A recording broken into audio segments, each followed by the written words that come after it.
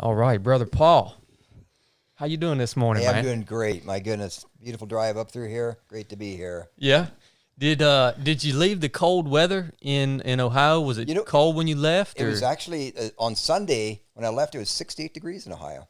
So What, 68 in Ohio? It was right. And my sisters are in Florida, and it was like 71 down there. So, but it's Ohio. My goodness, it'll change. It changes a lot in Ohio. Yeah. But it's finally coming. It was great driving down here, seeing the buds starting on the trees down here. You're probably like a week and a half ahead of us in Ohio. So yeah, it's bloom. It won't be long, and all this stuff will be green. It seems like it happens overnight. It does. Yeah, a little bit of rain just wakes everything up. So yeah, that's great. No. It does. What's up, Brother Blake? Shoot, not much. Just here ready for the interview. We've been looking forward to this one for a while. Yeah, guys, and if you're listening, this is Paul Stutzman. He's driven all the way from Ohio to come and share his stories. He's lived an amazing life. Paul is an adventurer. I mean, in the true sense. This guy has done some stuff that will make you want to go in and make some edits to your bucket list. You have done some really cool adventures, Paul, and a author of, he's going on 13 books now, right? That's right. The number 13 was a children's book. I tell people I finally reached the pinnacle of writing a child's book. And just an amazing life story in general. So many unique experiences that you've had, and places that you've been in, and we're just so thankful to have you here, brother. I want to start. I got to start with your childhood because it's extremely interesting to me. The culture and the Amish culture, the Mennonite. So I've been to Ohio one time, and it was for a race called Bob's Big Timber Backyard Ultra. And it's in Glendale or Glenmont. Yeah, he's a friend of mine. You know Bob? I sure do know Bob. I've been to his farm. I walked on his farm. He's a great guy. Bob is an awesome human being. Bob man. is a wonderful man. Yeah, his son-in-law goes to church with me, or he did. Yeah, and his son-in-law and daughter, they're runners too. I see him. I'm on the trail in Millersburg, where I live in Berlin, Ohio, but Millersburg's where the Rails to Trails is.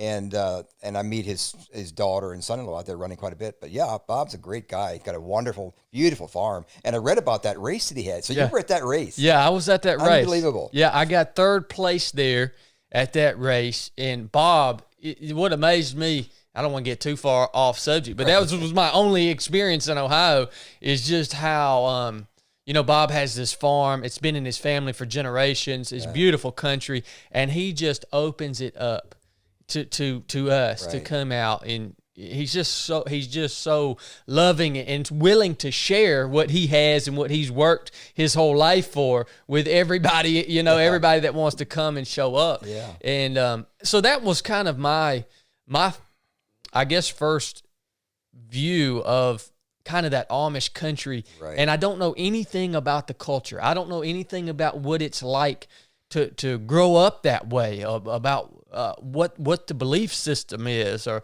even what it's all about, period. I just want to pick your brain for a minute on what that was like, Paul. Well, the man you met, Bob, he's a school teacher, and he's an incredible man. But in my community, there's thousands of Bobs.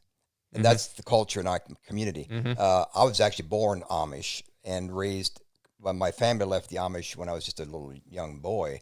But we went to what's called a conservative Mennonite church, where Amish people don't drive cars and they don't have electricity. And my dad switched to what's called conservative Mennonite, where he could drive a car and have electricity. Yep. And also they left the Amish. It's a culture. It's Anabaptist.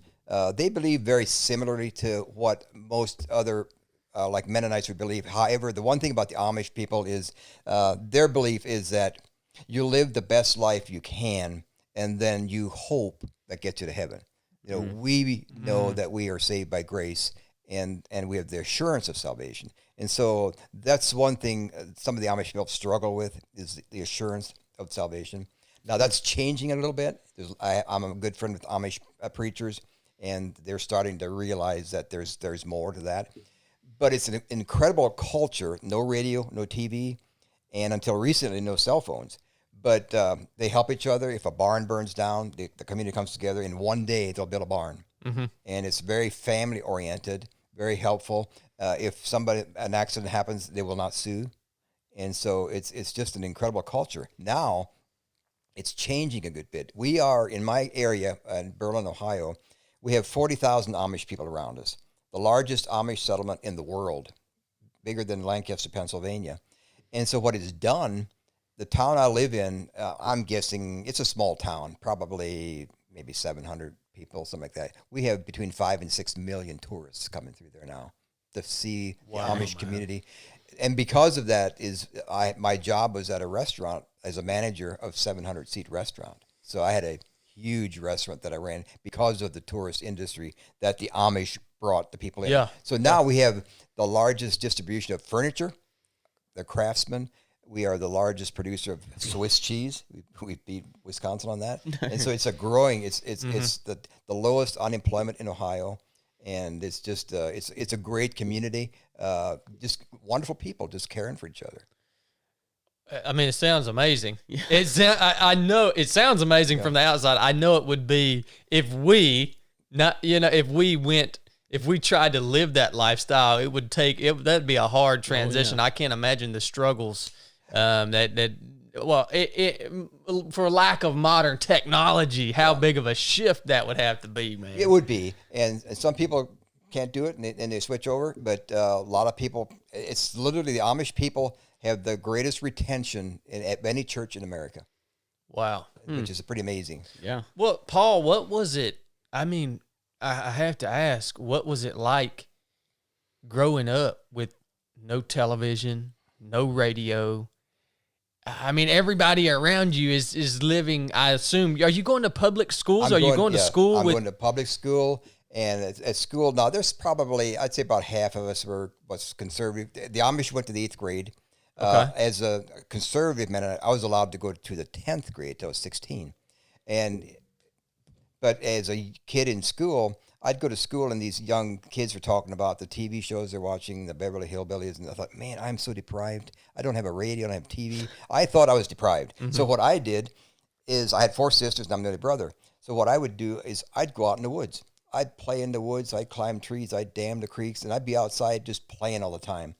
And years later, as I look back, I realized I was the fortunate one. Yeah. Because I was the one that wasn't tied in on watching shows. I was reading books. I would go every 2 weeks, a bookmobile would come to my little hometown called Benton, Ohio, probably 150, 200 people. I'd walk half a mile barefoot to go to that bookmobile. I was allowed to get 6 books. That lasted me about a week. I'd read 1 a day. And then I'd have to wait another week for the bookmobile to show up. And then a few years later, I was in town with my dad, and we're parked outside a building, and I looked in the building, there's books everywhere. And I said, Dad, what is this? He said, it's a library. It's books that you can go in and take them out. I said, take me in there now. So I went in there and got a card. And again, you could only get so many books. But and then it also cost 2 cents a day if you were late. So I was never late. And I just read and read and read. I read about outer space, Mike Mars, and I just read anything that my mind could grasp. And even actually, a lot of times I read books that were even more than I could comprehend. And then as I grew older, I was able to, older, like we were janitors at our church, and so every year I'd get paid $3. That was my pay for taking care of helping Dad take care of the church. We got paid $300. It wasn't enough. But anyway, so I had some money in the bank. I had $5 in the bank in Millersburg, Adams Bank. And so my friend, my cousin, my best friend, one day showed me a Hardy Boy book, Frank and Joe Hardy. And I read this book and I thought, man, this is the best book I've ever read. And so I was on town one day with Dad, and there was this little shop called the Quality Shop. And here was a whole set of Hardy Boy books. And so the price was $1.25. So I told Dad I needed my bank book. So next time I was in town, I took my little bank book over across the street to the Adams Bank, and I told the lady I want to withdraw $1.25. So I went over and bought the book, And the lady rang it up and she said, it's $1.29. I said, no, it's not. It says right here, $1.25. I was like 9 years old, 10 years old. And she said, sales tax. That was my introduction to the Ohio sales tax. Oh my goodness. You would take that out of a little boy? And she said, I'll give it to you for $1.25, but in the future, it's $1.29. I took that book, and since my bank account now went from $5 to about $2, or less than 5, it was, 4 something. Anyway, I took that book to school, and I convinced 6 boys that this is the best reading ever. And I said, if you give me a quarter, I'll let you read it. So I had 6 guys give me a quarter apiece. So $1.50. And so I bought the whole Hardy Boy series with that first purchase for $1 a quarter. Man. And profited made 21 cents a book after that too. So I still have the series at home. And so I was downtown at Rome at the bookstore across from where we were last night. Went and talked to that guy. I stopped in there and talked to him for like half an hour. He's got the set of Hardy Boy books there. And so I stood there and talked to him for a long time about that story. But that was my upbringing. It was reading. And so as I grew older, in our church setting, education was not important. Now, to me, it was. And so as I grew older and had did some work where I was able to afford a record player, well, so now I go to the library and I start taking records like classical music. Yeah. And so I educated myself on classical music, books on architecture. And so the time came for me to quit high school in the 10th grade. 10th grade, yeah. And so I told Dad that the morning of my junior year, I got out of bed, and Dad said, what are you doing out of bed? And I said, I'm going to school. He said, no, you're not. I said, I am. I literally got dressed and went on the bus and went to high school, finished high school. What was his reaction? You know what? He wasn't real happy because in our culture, I had 4 sisters. Now 3 of them were working, and the parents get the money until you're 20, 21, or get married. Well, that was money that would have come Dad's way, and he needed it. And so it hurt him in that regard. But in retrospect, I think he was kind of proud of me that, you know what, I did do that. Because I found out my dad was a quiet guy, an incredible man. My dad was an incredible, godly man, married 68 years. And May the 7th of 2016, my mom had surgery. And so they were both in a kind of convalescent home recovering. So we put Dad in there because he's starting to get Alzheimer's. But he still knew us, but we couldn't keep him at home until Mom came home. And that Saturday when I left his room, I told Dad, I said, Dad, I'm going to go see Mom yet. And he said, I love her so much. 68 years marriage, and he could still love his wife so much. That night he died. That was the last words I heard my dad say. And the next morning I went to Mom's room, and I said, Mom, Dad died last night, thinking she's going to be devastated. And she raised her hands up, and she said, oh, that's so good. Praise the Lord. That weekend she died on Mother's Day. Same week. Man. And doctor said it was complications from the surgery and a broken heart. And that was my upbringing. And so as I grew older, Dad was kind of a quiet guy. Dad was a poet. He was a really good poet. And so he'd do poetry. And when I went to Dad, I was 58 years old when I decided to do the Appalachian Trail after my wife died of breast cancer. And I determined to do that as a healing journey. But I thought, you know what, I should go to Dad. I'm 58 years old and talk to Dad about my decision. And Dad said, are you sure that's the right thing to do, to quit your job? Because I'd finally had a good job. I had finally got out of debt, kids through college. I was making a good deal of money. I was running a 700-seat restaurant and getting stock and some profit money. And I told Dad, I prayed about it, and I feel it's the right thing to do. And so fast forward a couple of years, Dad's 86 years old, and he's still working. And because that's all he did in his life, his work. And so one day I was over at his house, and he might have been 87, maybe even 88. And he said to me, son, I'm going to retire. I said, Dad, are you sure that's the right thing to do? At 88 years A couple of weeks old. later, I got over there, and Dad said it wasn't the right thing to do. No kidding, man. Dad didn't hunt or fish. He worked. And then him and my mom did everything together. Yeah. And it was just an incredible upbringing. And so, that's what formed my lifestyle and my desire for nature. So that when my wife passed away, about a month and a half after my wife's name is Mary, she was diagnosed with breast cancer in 2002, and they had surgery. And I still remember the day she was in the hospital bed after surgery. The doctor came in the room and he closed the door, and he said, we got the the surgery went okay, but the cancer spread. And I said, well, what are we looking at? And he said, it could be as short as 2 months, and it could be 2 years. And that's pretty devastating when you get that kind of. Yeah. And at that point in time, we'd been married 28 years. And so we determined to fight it. And it was a struggle, a lot of chemo and ports in and out and infections. And she lived 4 years before she passed away. And then about a month and a half after she passed away, I love to hike. In the restaurant business, October is our prime season with leaves changing and just tourists everywhere. So I would just work day and night during October because that was a huge money month for us. And then the first week in November, I would book a trip out to the Grand Canyon, and I'd hike the Grand Canyon. And I've done that 12 times. And I'd just go down and hike down through the different rock formations. And as I deeper I'd hike in the canyon, the peace would just come over me of hiking down in through there. But so after my wife died, my cousin said, why don't we go hiking in Zion? I love Zion Canyon. Mm-hmm. And so we went out to Zion, and I'm hiking up Angel's Landing Trail. And it was early morning, and there's a thunderstorm coming. So as you go up, I don't know if you've ever been to Zion Canyon or not, but there's a trail there called Angel's Landing where there's an area in there, there's kind of an indentation in the sandstone, and it started to rain. So I sat in the back of that sandstone, and it's now daylight, but it starts to just pour. And across from me is this long, huge, big cliff. And I just prayed and said, God, I would love to see a waterfall come down over there, thinking that's not possible. But all of a sudden, this huge waterfall just came down over that cliff formation, and I just looked at that and thought, oh, my goodness, God, this is gorgeous. And that day, as I hiked up in Angel's Landing, I just felt peace up there. Mm-hmm. And I realized out in nature, hiking, I can find peace. And that's when the idea came into my head about hiking the Appalachian Trail, 2,176-mile hike from Georgia to Maine through 14 states. Now, I can't do that. I mean, I could get a couple of weeks off of work, but I couldn't get off 6 months. And so I'm 58 years old. Kids are out of college. I'm out of debt, fortunately. And I thought, you know what? You could actually do this. You could do this. And I still remember one morning I'm at my counter at home. I'm reading the newspaper. This is when I still read the newspaper, which is another thing I used to do as a kid. I'd read the newspaper cover to cover.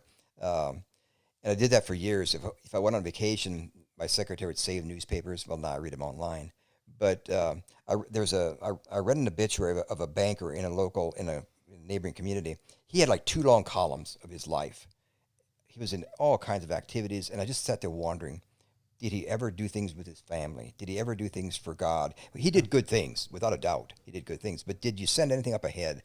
And I was just praying, dialogue, because I've been thinking about the possibility of leaving my job. It didn't make any sense. And I was just praying that morning, God, I said, I feel something in me saying it's time to leave that restaurant.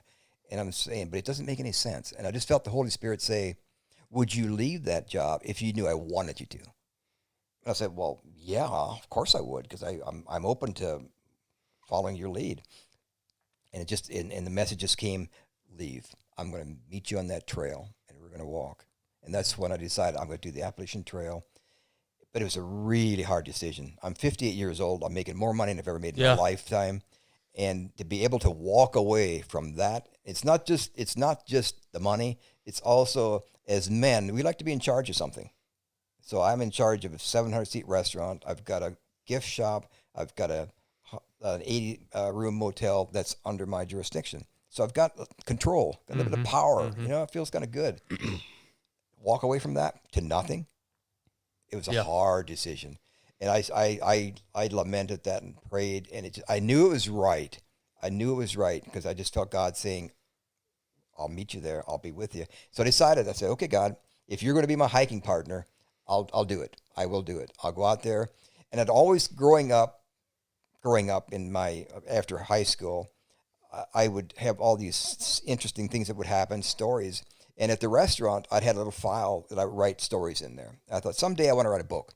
And the book was going to be called It's About Living, just about life. Yeah. And so I thought, yeah, you know what? If I do the Appalachian Trail hike, I could maybe write some of those stories in a book form. Well, once I got out on that trail, I realized that something special was happening out there. Yeah. Nature is very healing. Now, even if in my case I'm a Christian, I'm out there walking with God. Even if you're not a Christian, nature is healing. It just is. And so I'm out there. I'd never camped more than one day in my life. I went out and bought all kinds of equipment. Fortunately, I went to an outfitter, and there's a young man there that had just done the hike, so he knew what was the good equipment. Yeah. And that's one thing I would recommend to people. If they're interested in doing a long distance hike, get good equipment. 100%. My dad always preached that all his life is buy quality. And so I did. I did not skimp on equipment. Now, everything I had back then is obsolete now. Everything's been upgraded. But I had good equipment. And I was 58 at the time, and so I needed a little bit more comfort than some people. So I had a big Agnes tent, a thermarest, and so I wanted to have everything inside me. So I bought what's called a Seat House 2, a 2-person tent, 8 ounces more, but I could have everything inside with me, and I wanted that. And so I made the decision I was going to quit my job. I wrote up my retirement announcement, and I just could not send that. And I walked around that restaurant that day, and they needed, as a manager, a good amount of time. And finally, one of my assistants says, "Paul, hit that send button and just do it. Just do it." And so I did. I hit send, and I was retired. And I'll tell you what, though, it takes a lot of courage to do that. Well, here's the thing, Paul. I think there's a lot that we can break down even up until this point. We haven't even dug into the actual mission, one of many missions that you've been on. First of all, at 58 years old, I think most humans, especially in America, society's telling them at 58 years old, it's time to slow down, man. You can't go hike. You can't go on a 2,200 whatever mile hike. No, like how many people do you know? They get in their late 40s, early 50s, and they just think they're too old to go out and experience adventure, right? Yeah. Go out and really experience true adventure and break new ground in life. That's so inspiring to me, brother. I'm 33 years old. You're telling me you went and hiked the Appalachian Trail at 58 years old? You know why that inspires me so much? Because it tells me that I have, Lord willing, a lot of life left to live. A lot of life left to live, man. Just getting a good start. You are just getting started at 58. Yeah. Look at what you've done, man. Yeah. It's unbelievable. I want to back up real quick, Paul, and dig in to what we would call your testimony. Okay. It's very unique to me, again, you coming up in an environment surrounded by strong men and women of faith. But there were also, I assume, a lot of rules. There were also a lot of things that you couldn't do that maybe you wanted to do. But it sounds like you have maintained that faith in Jesus, that faith in God throughout the course of your life. What is your testimony? When did your faith become real to you and become set in concrete, a part of your day-to-day life and journey? This might surprise you. Age 40. Age 40. I got to hear it. I got to hear your testimony, Paul. I was born, I tell people I was born saved. I was born, the doctor slapped me in my butt. I started breathing, and Dad said, "You need Jesus." Yeah. And I was raised in that environment in a church where, we had rules. And the preacher would preach, and there again, our preachers were 8th grade educated. They were saved, and there's some people that sometimes regret some of their upbringing in our church. I always say that they did the best they could with the knowledge they had. But we literally had written rules, what we could and could not do. And you could not go to sporting events, you could not go to Ferris festivals, you couldn't go to movies, even fireworks. And you had to dress a certain way. Women wore coverings, and cars, you couldn't have convertibles, and it couldn't be red. And so I followed those rules until I didn't. But when I followed them, I was a good kid. And I mean, I did nothing wrong. I didn't cuss. But the preacher said, "You're going to hell." And I'm thinking, well, that's not a good alternative. And I wanted to go to heaven. And it's like, he said, you got to accept Jesus in your heart. You got to change your life. And I'm thinking, I don't have to change anything because I wasn't doing anything wrong. And I'll tell you what, it is harder for someone like that to come to Jesus than there's somebody who lives out in the world in sin and realize I got to change. because I was listening to my parents. I wasn't doing anything wrong. But then as I got older and went to high school, and some of my friends a little bit older, they invited me to go along to ball games. They invited me to go along to fairs, and I did it. And at first I felt guilty. I thought, man, you're going to hell. And but I did it anyway. Yeah. And then I had in my Bible, I had this little list of things you shouldn't do. And so as boys, as we broke them, we check them off, of course. And I broke them all. And so at some point in time, the church sort of said, you know what, you might as well just leave. And I struggled with that. I struggled with the law. And I got married at 23, a really wonderful lady. And I had a goal. By age 35, I was going to be a millionaire, able to retire. So the economy was pretty decent, and I bought a farm to do a subdivision. I love real estate. I love construction. Mm-hmm. Well, then Jimmy Carter came along with 22% interest rates, and it just, instead of becoming a millionaire, I became negative $200,000. Yeah, you know, yeah. And it was just everything I was doing. The economy just messed it up. And I had I was running a convenience store, and I was not afraid to try anything. I was not afraid to be aggressive and try things. But when you're paying 22% interest on a business that might make 6 to 10% return, it doesn't add up. And fortunately, I loved restaurants, so I was able to get in the restaurant business and sold the convenience store. And even the first couple of restaurants I was at, I just wasn't making enough money to even pay the bills. And I got to the point one night at age 40 in my living room, I just went on my knees in tears and said, God, I am done. Everything I've tried to do has not worked. I am now willing to turn everything over to you, and I will follow wherever that takes me. And within weeks, I got a job offer that my salary doubled, and within a couple of years, my salary quadrupled because of stock and taxes, and that negative $200,000 was erased, and I got out of debt.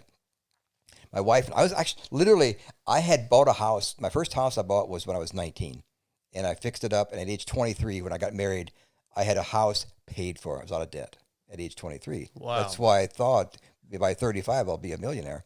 But life happens, and I got back in debt, and it took me another 30 years to get back out of debt until I was 54.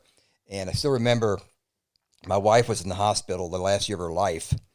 And I came in the hospital in May of 2006. She died in September that year. And I walked in the hospital bed with the very last house payment. I said, honey, we're out of debt. And she looked at me and said, oh, my goodness. She said, that's great. Because we had planned to do all these things in our upper 50s, retired, do some mission work, church work. We waited too long, and people tend to do that. They've always got that someday we'll do this, and they miss the journey. Come on, brother. Yeah. And it's the journey is where the joy is at. And so often people reach that goal, and it's like, this is it. This is all there is to it, And it's the journey. And it's the same way when I did the Appalachian Trail. Every day I'd get up with the goal of that sign on Mount Katahdin. And the day I got up there, it was an emotional wreck, realizing that I have just finished a goal, but now what? Now what? Yep. Now what? Yep. And so that's been my life story up till I retired, was being in debt, getting out of debt, and God, what is it? What do you want from me? What is it that you want from me? Can I trust you? Can I trust you? Will you really be with me on that trail? Will you be there? When God makes a promise, he keeps it. And that hike on that trail, the hardest thing I've ever done was that trail. But it teaches you so many lessons. I remember that first day I got to Stamp Gap down in Georgia, where the Appalachian Trail starts. And I stood there. It's starting to rain. The person that brought me there, the car is going down the road. And I'm just sitting there weeping, standing this trail thinking, your wife's gone. You just gave up a good job. And here you're standing in a parking lot, and it's raining. And you're going to walk 2,200 miles to Maine. And I see this tree with a white blaze on it. And in my mind, in my heart, in my spirit, I'm crying, thinking, how am I going to do this? And the message came back, and it said, there's only one way to do it. take that first step, and then just keep on going. Mm-hmm. Don't give up. I checked out one of your podcasts last night where you talked about not quitting. There's no quitting. Yeah. Your body takes you until it no longer takes you. Yep. And that's my theory too. Is you have a goal. To achieve it, you gotta get up every morning and just take a step toward it. So that first morning, as I'm questioning what my sanity, I'm thinking, you can't get to Maine today. You can't get 100 miles, but you could do 10 miles. But you can only do that if you take that first step. And then as I took that first step, I start walking along that trail. Beautiful little creek along beside me, and it's so slowly, a little bit of peace comes on me. Well, of course, then the first big hill comes to you, and you realize, oh my goodness, what have I done? Got this huge weight in my back, and it's like, oh my goodness. Yeah. But that day was the first time I took that pack off. I got the feeling of, oh, that feels so good to get that weight off your back. But I tell people, you know what? It's just like life. We allow weights to be put on us, emotional weights. The devil puts weights on us.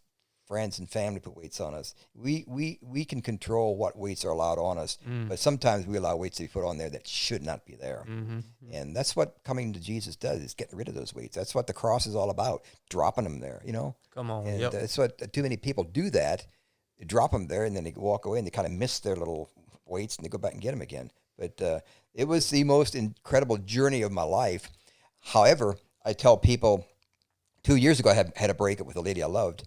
And the journey from recovery from grief, from that was a harder journey than any journey I've done physically.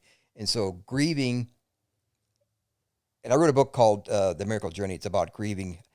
This was going to be my very next question, Paul. Is I wanted to talk about that.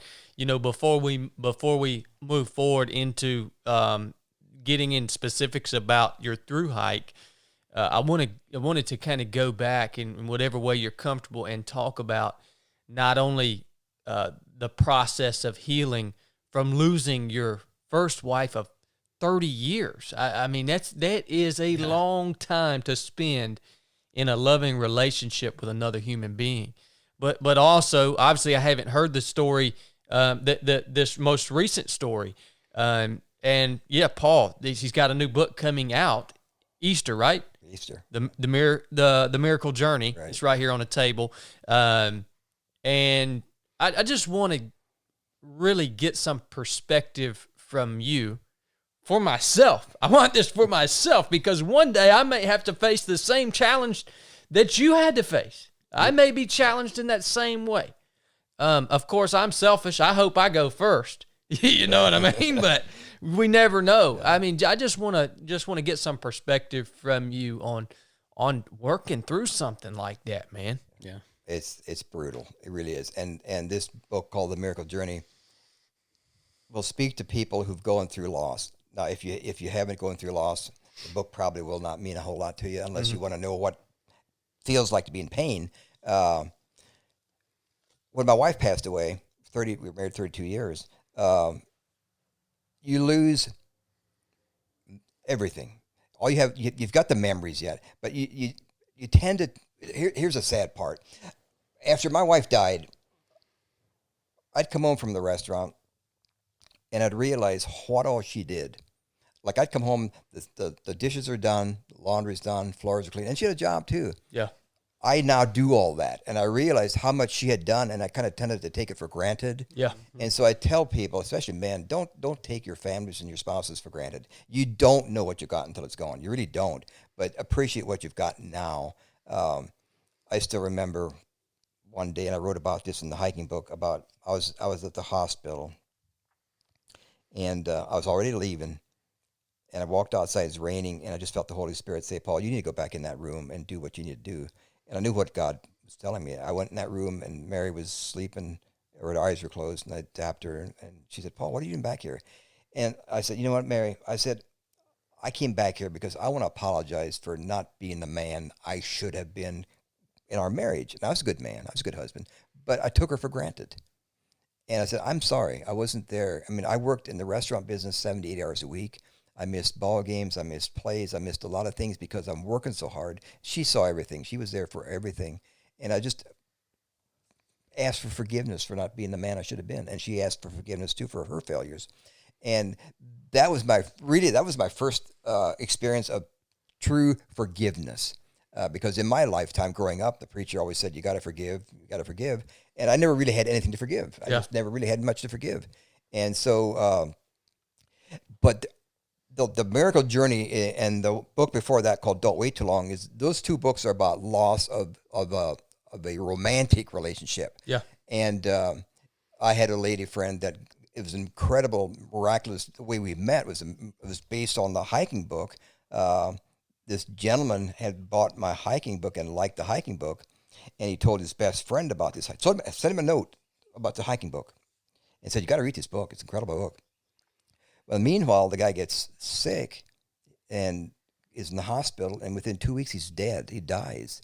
But while he's in that 2-week period, before he knows he's going to die, he says, when I recover, I'm going to write a book called Don't Wait Too Long, about not waiting too long in life, to retire early, to do what God wants us to do. Well, he couldn't do it. So this friend of his told this lady about the book that's in this guy's library. And so she looked for it, and she found it. And she started reading, and it just spoke to her. And she got a hold of me in January of 2017, and I had just broken up with my girlfriend, and I was single, I was praying for love, I was at peace.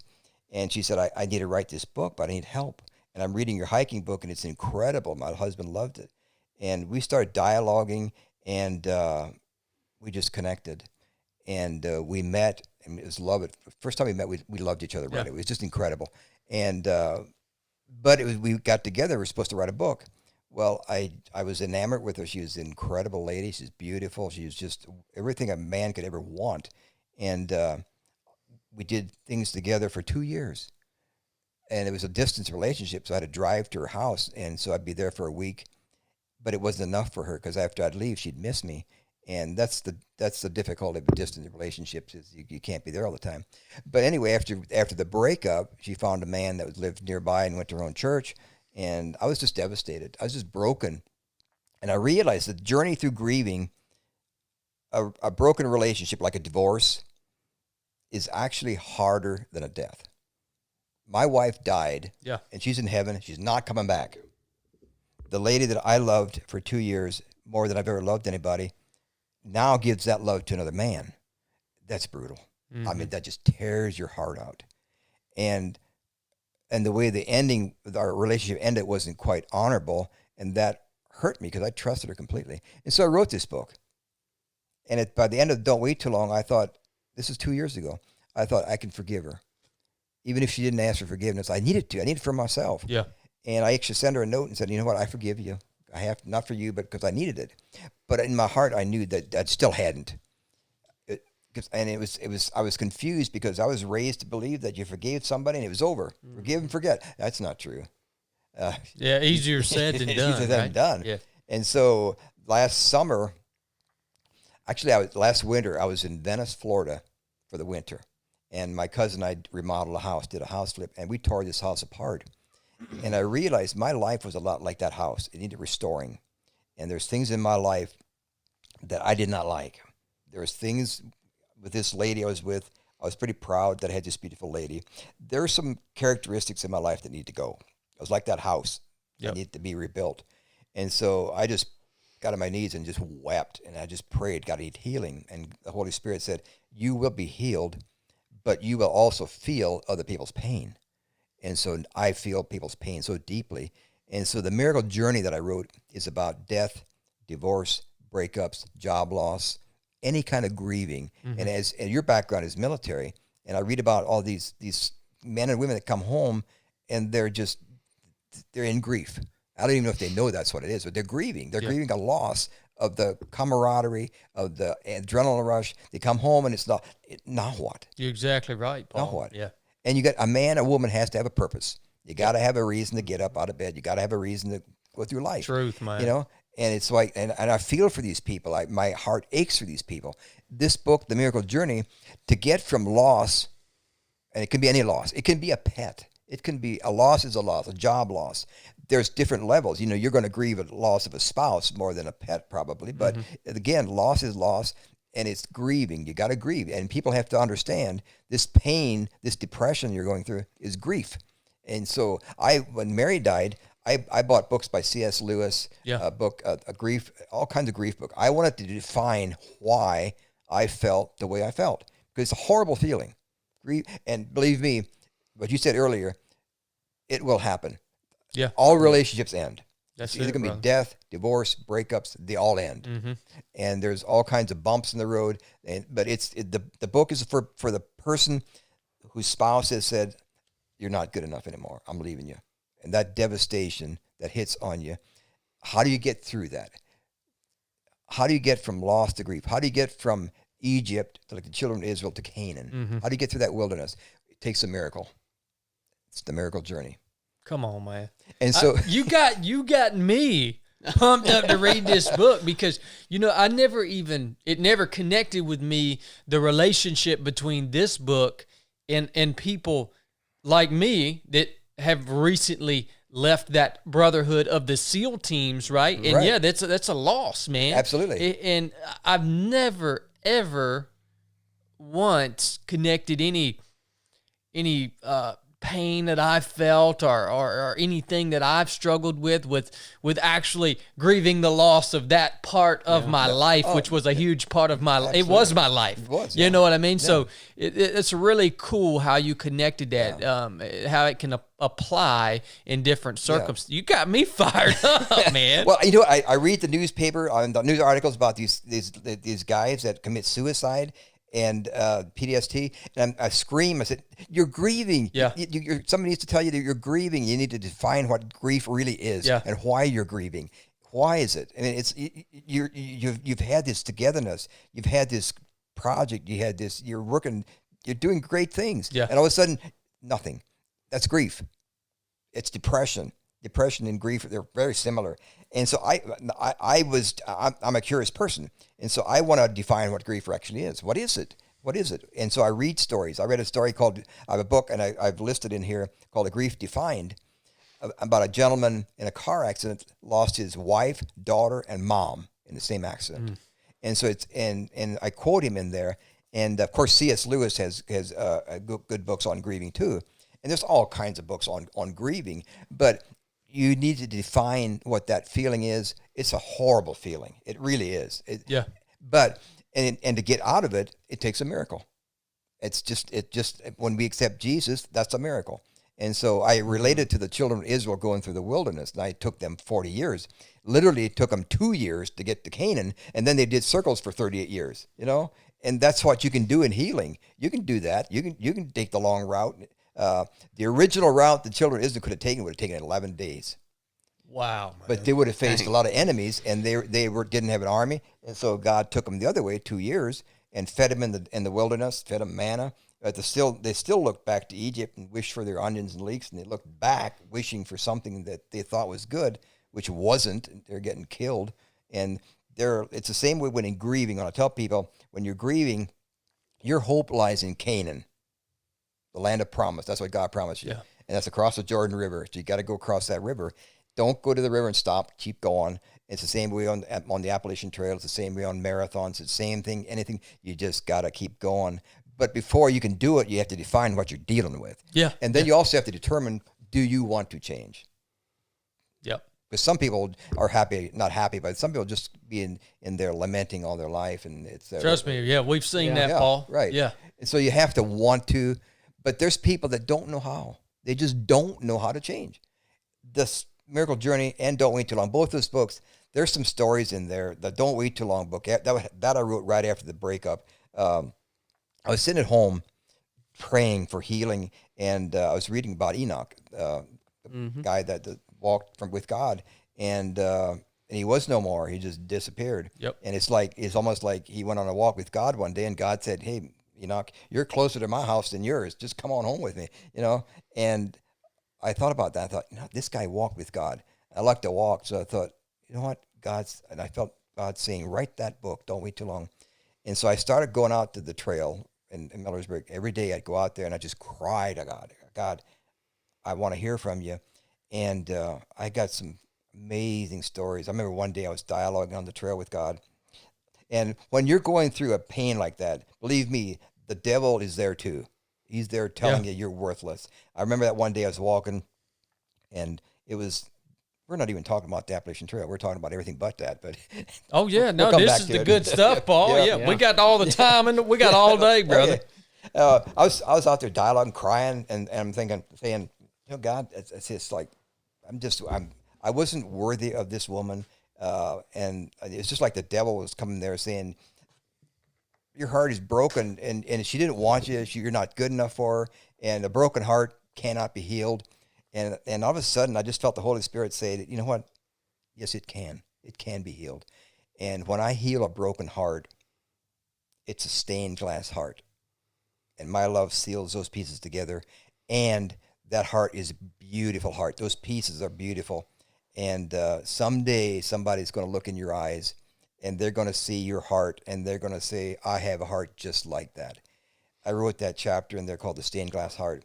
It's a very powerful chapter. Another morning, I'm praying, and I had read the story about the alabaster jar that the one broke over Jesus and washed his feet, and poured that powerful, expensive ointment over Jesus. Yeah. And I was praying, and that I couldn't. God said, "Get up and write that story." And there's a story in there about the alabaster jar that this lady broke, and I had a lady from Florida sent me an email, and she said, I just read that the night before, and that next morning at church, the pastor preached on that very sermon, and she said, I needed to hear that. I've gotten thousands of emails about people who read these books, and it's exactly what they needed at the time. Hiking Through, I've gotten thousands of emails, incredible stories. Hiking Through, when it came out in hardcover first, self-published. I sold 8,500 copies of hardcover, which is incredible. Yeah. And then Baker Publishing bought the rights to it. But a young man in New Hampshire read it. He went to Walmart, and he saw it there. He liked to hike. He was a Catholic man. He had left his faith, left his wife, but he liked to hike. And so he bought the book, brought it home, and when he realized it was spiritual, he said, I was going to take it back. And he said, I thought, well, I got it anyway. And so he read it, and he got a hold of me. He said, your book brought me back to faith. And in the meanwhile, I've got 15 men, and I have started a men's ministry. And I do Bible studies with them. Would you come out and do a program with them? And I said, sure, well. Went out and stayed at his house, and he told me the story about how he bought the book, and he was going to take it back. And now his receipt is now he uses that for his bookmark. And told me about, and so I met with his group, did a program at the school and at his church. And a couple of years later, I went back up and did another program for him. Anyway, this man now has 100 people, doctors, lawyers. They go to Honduras and they build hospitals for leper colonies. Oh, man. The power of words. Yeah. The power of words. And so it's incredible. It's that story multiplied over and over and over. People have gone. One guy said, I was at a hospital gift shop, and I was looking at these books, and the shelf collapsed, and all the books fell on the floor. And he said, he picked them up, put them all back in the shelf, turned around, walked away, and one book fell off, Hiking Through. And he said, well, he must meant to buy that. So he bought it, took it out, and outside the hospital, there was a young man sitting there, and the guy saw that he was in distress, and he started talking to the young man, and the young man said, I've lost everything. He said, I'm planning to kill myself. And the guy said, before you do that, read this. Gave it to him. Now, I don't know the end of that story. But it's just that over and over and over. When God said, I will be with you on that trail, God was with me on that trail. Praise God. I had some incredible encounters on that trail. And I want to talk about that real quick, Paul. One thing particular is I heard you say on a previous interview that you had done, you came to the realization at one point on the trail that you were a son, and you were you could inherit all that Jesus had created and owned. Yeah. Tell us about that story, brother. I was walking, I was hiking, I was in Tennessee at the point. I think I had just come through the Smokies, and I love wildflowers.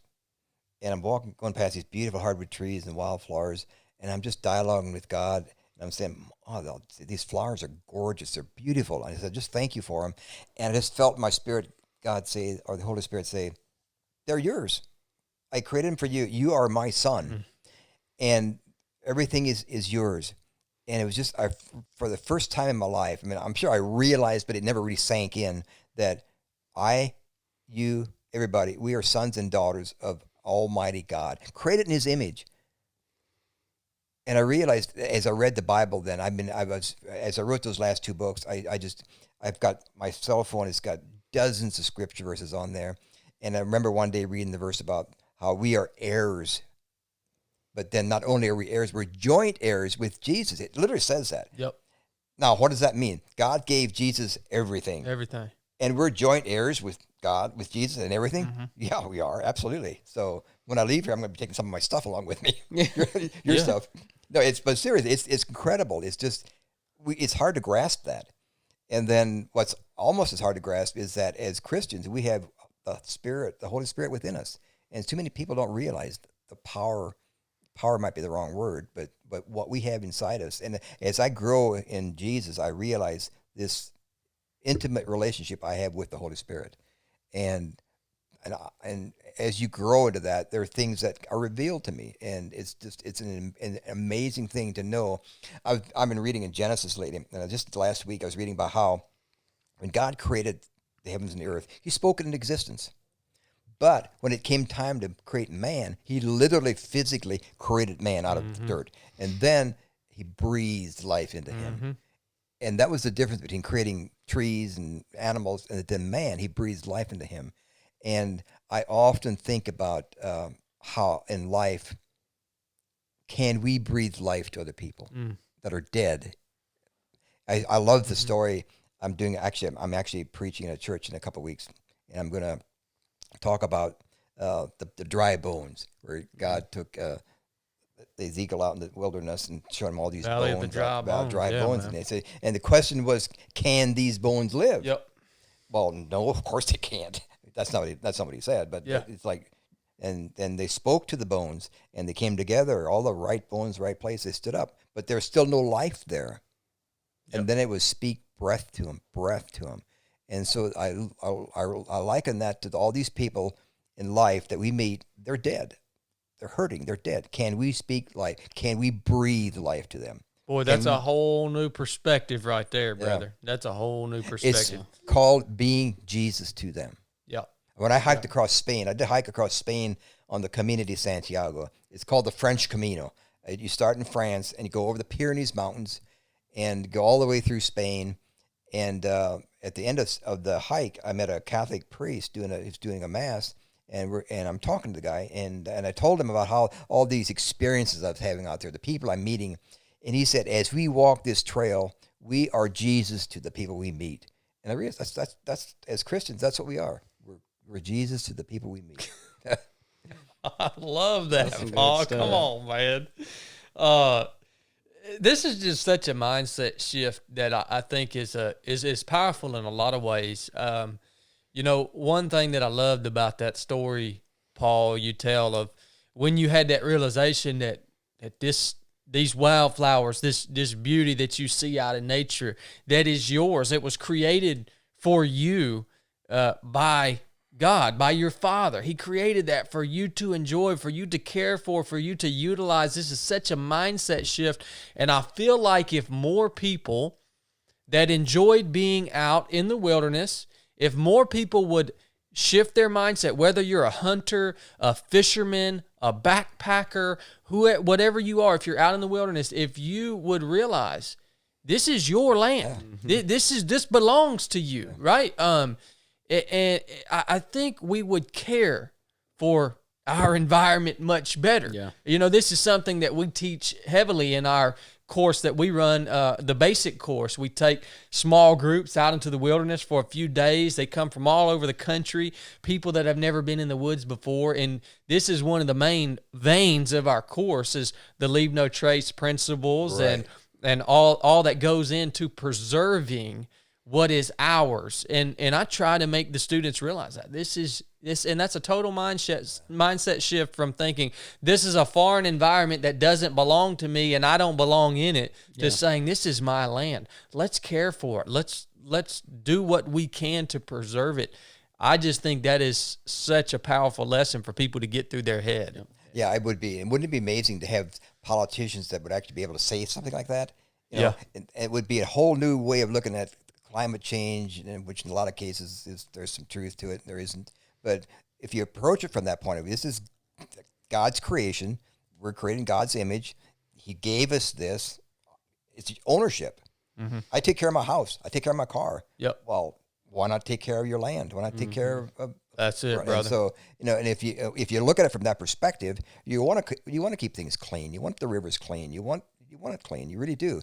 But when you come at it from a perspective of too many politicians, it's like, I don't want to hear it from you. That's right. That's right, brother. No, you're exactly right. And that's a powerful story, a powerful mindset shift. I hope you guys that are listening, I hope you understand what we're talking about here, how you look at it through a different lens when you recognize that this was created for you. I want to hear about real quick too, Paul, but before we move on into some of your other missions, there's got to be a point on a mission as long as the AT. First of all, how long did it take you? I did it in 4.5 months. 4.5 months. Which is about a month and a half quicker than most people Pretty do. quick, yeah. Right. So, but I can only imagine, like a 100-mile race, for instance, when I go run a 100-miler. I've never ran a 100-miler where I did not reach a point where I said, I don't want to run anymore. Right. I don't even like running anymore. You know what I mean?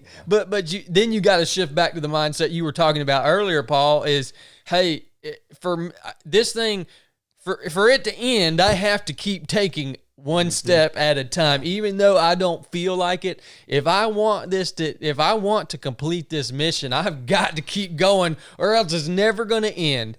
Or I quit, and then you have to live with that for the rest of your life. Right. You know what I mean? Did you hit a point out on the trail where you were just, whatever, you were done hiking, Yeah, I'm asked that a lot. I always tell people, they say, did you ever want to quit? And I say, yeah, every night. Every night. First night in the woods, oh my goodness, I did 10 miles. And I started out, camped at a place called Horse Gap. Rained all night. Got the next day, put my tent on, rain. And I'm thinking, you quit a good job for this? And first week or two, it rained and snowed every day. The first stop was Neal's Gap. It's where I had my first shower, and I realized I was chafed. Oh my goodness, so painfully chafed and miserable. But I kept going. May the 13th was when I had a point where, how bad do you want this? My youngest daughter, was pregnant, and she was ready to give birth, and her and her mother were so close. She was in school. They talked every night, but so when Mary died, she thought I could do that. Well, I couldn't, but she needed me at home. I didn't go home. I had shin splints. I was in pain. I was limping, and I'd go through the woods and I'd scream because of the pain. Yeah. But I knew if I went home, I would not come back. And for the first time in my life, and probably the last time in my life, I put my needs, desires up ahead of my family, and I didn't go home. That's the one thing in the book that I get a lot of comments about, especially ladies. How could you not go home? Mm-hmm. I didn't go home because I knew I was out there on a mission. I knew I was out there because God wanted me out there. And I knew completing that journey was vital. Yep. Because I knew I was going to write a book. And the book had changed so much from just an adventure to healing. And so I knew I needed to go on. And so I went on. And that was the kind of the deciding factor there. If I can keep going, having my daughter at home that needs me, having shin splints that are so painful, I'm going to make it. Of course, a bit later, I had just come through Virginia into Maryland, and I got caught in a storm where a tornado came through. I was literally hanging onto a tree, literally thinking I was going to die. And I was at peace. To me, it was like, okay, I'll get to see my wife. I'll get to see Jesus. And if I don't, but it passed through. And there is just, out in nature for 6 months, 5 months, you're going to get these storms. You really are. Yeah. But you will, it takes some time. I lost 30 pounds the first 20 days. And so I lost a lot of weight. But you'll get in shape. But then it's mental. It's that wall. 100%. Yeah. Man. Yeah. And the question is, how badly do you want this? And in my case, it was, well, I quit my job. I left my family to do it. It's pretty important.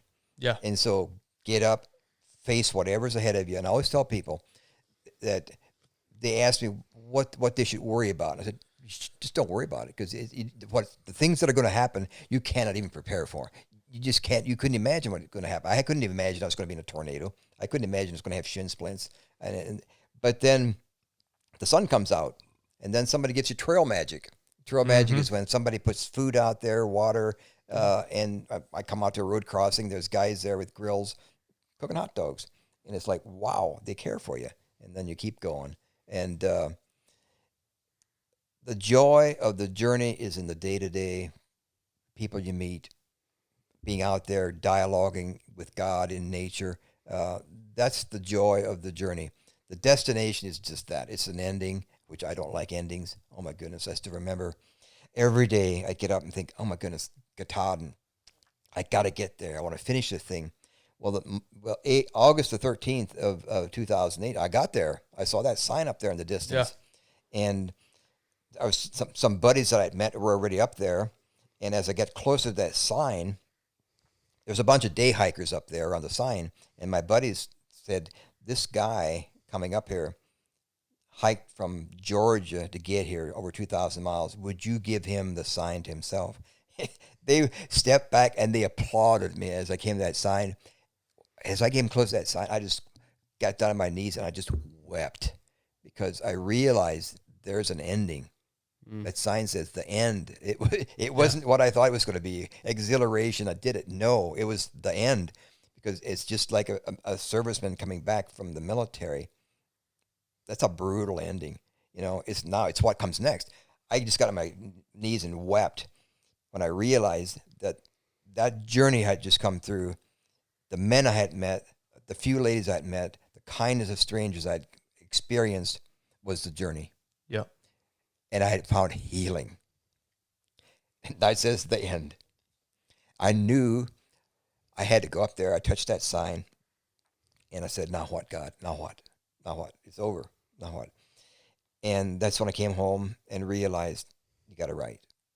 You got to write the story about healing. And I did.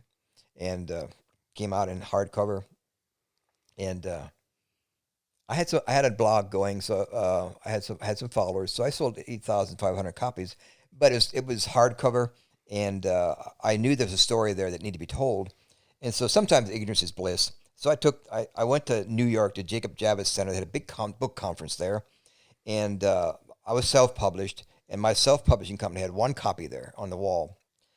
I'd walk around this big convention center. I'd talk to all the big players, Thomas Nelson, Moody. Told them about my book that I have written.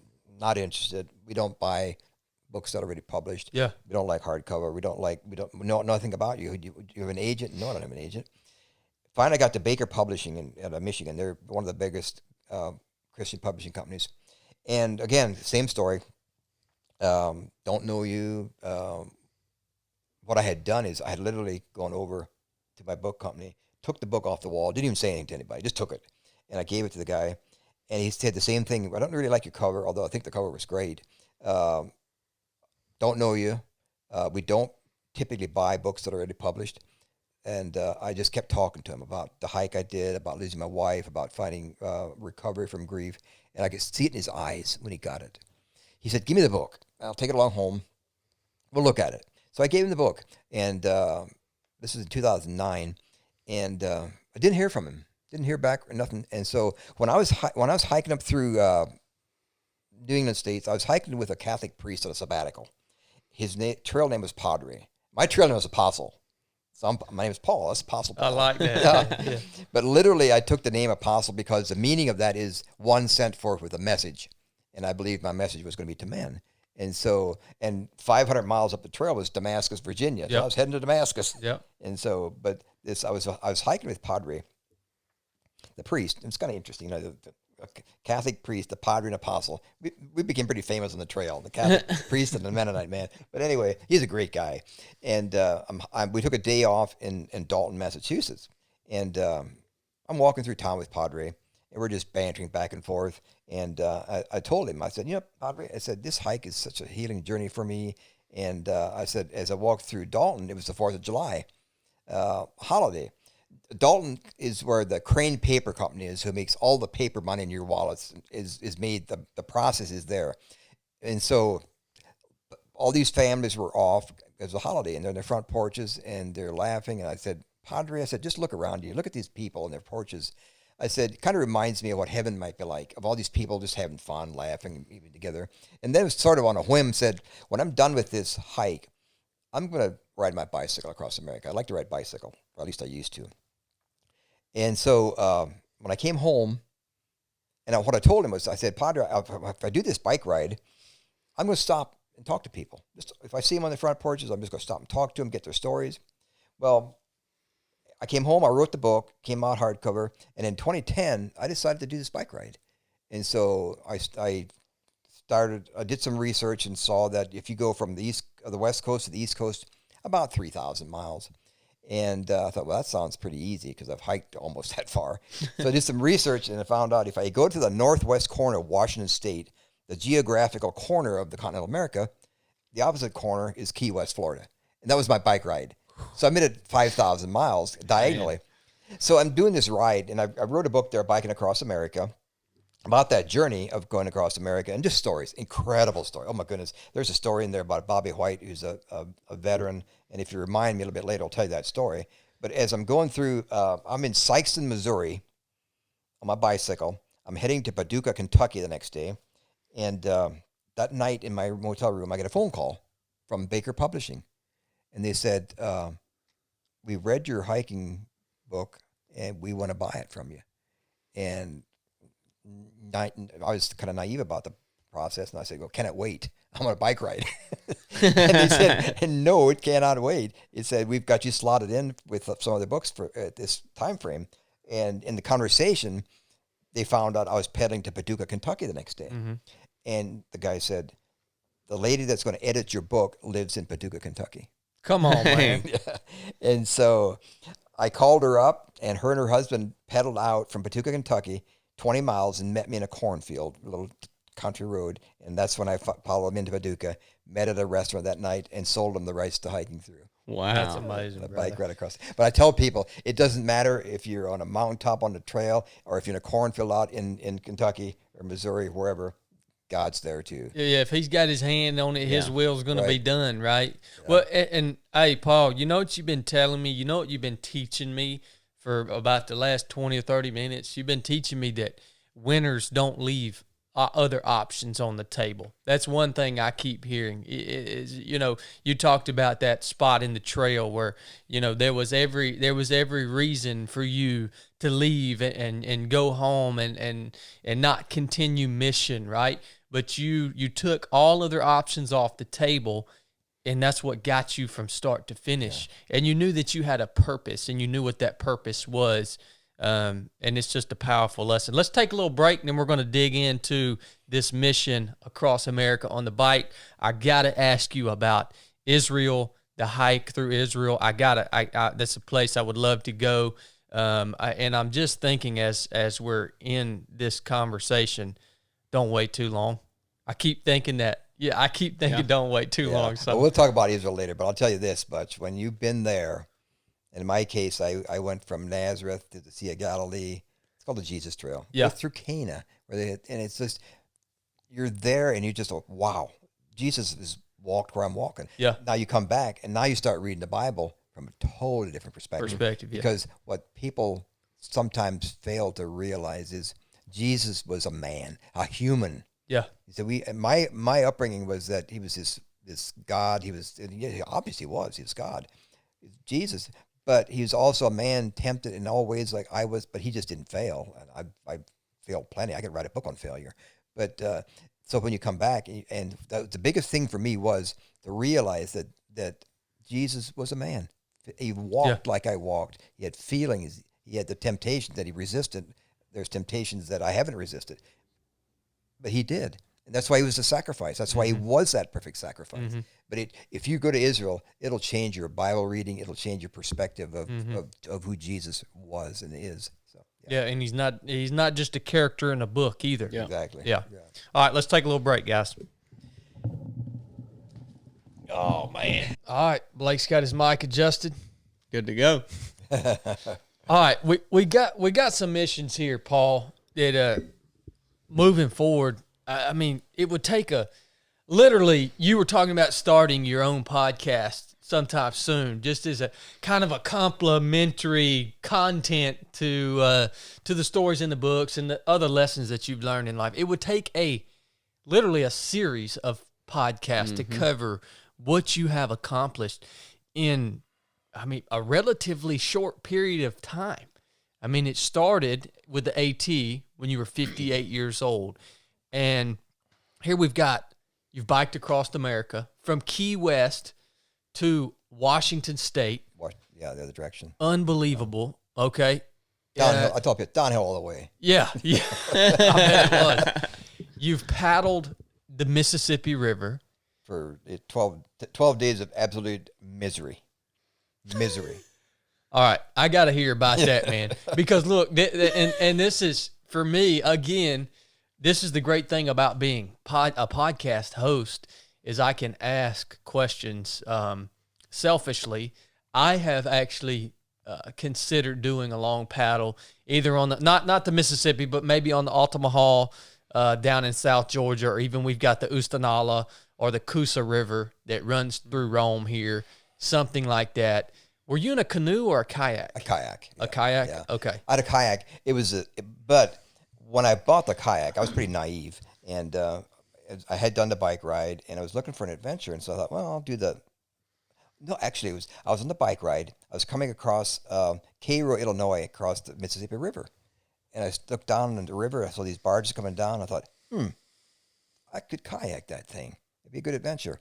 And so I did some research, bought this kayak, but I bought it from a guy in Chicago, strapped it to the van, brought it home. It was an 18-footer fiberglass, but it was a sea kayak. I didn't know the difference. And so when I do a project, I like to do it from start to finish. And so the Mississippi River starts in Lake Itasca, Minnesota.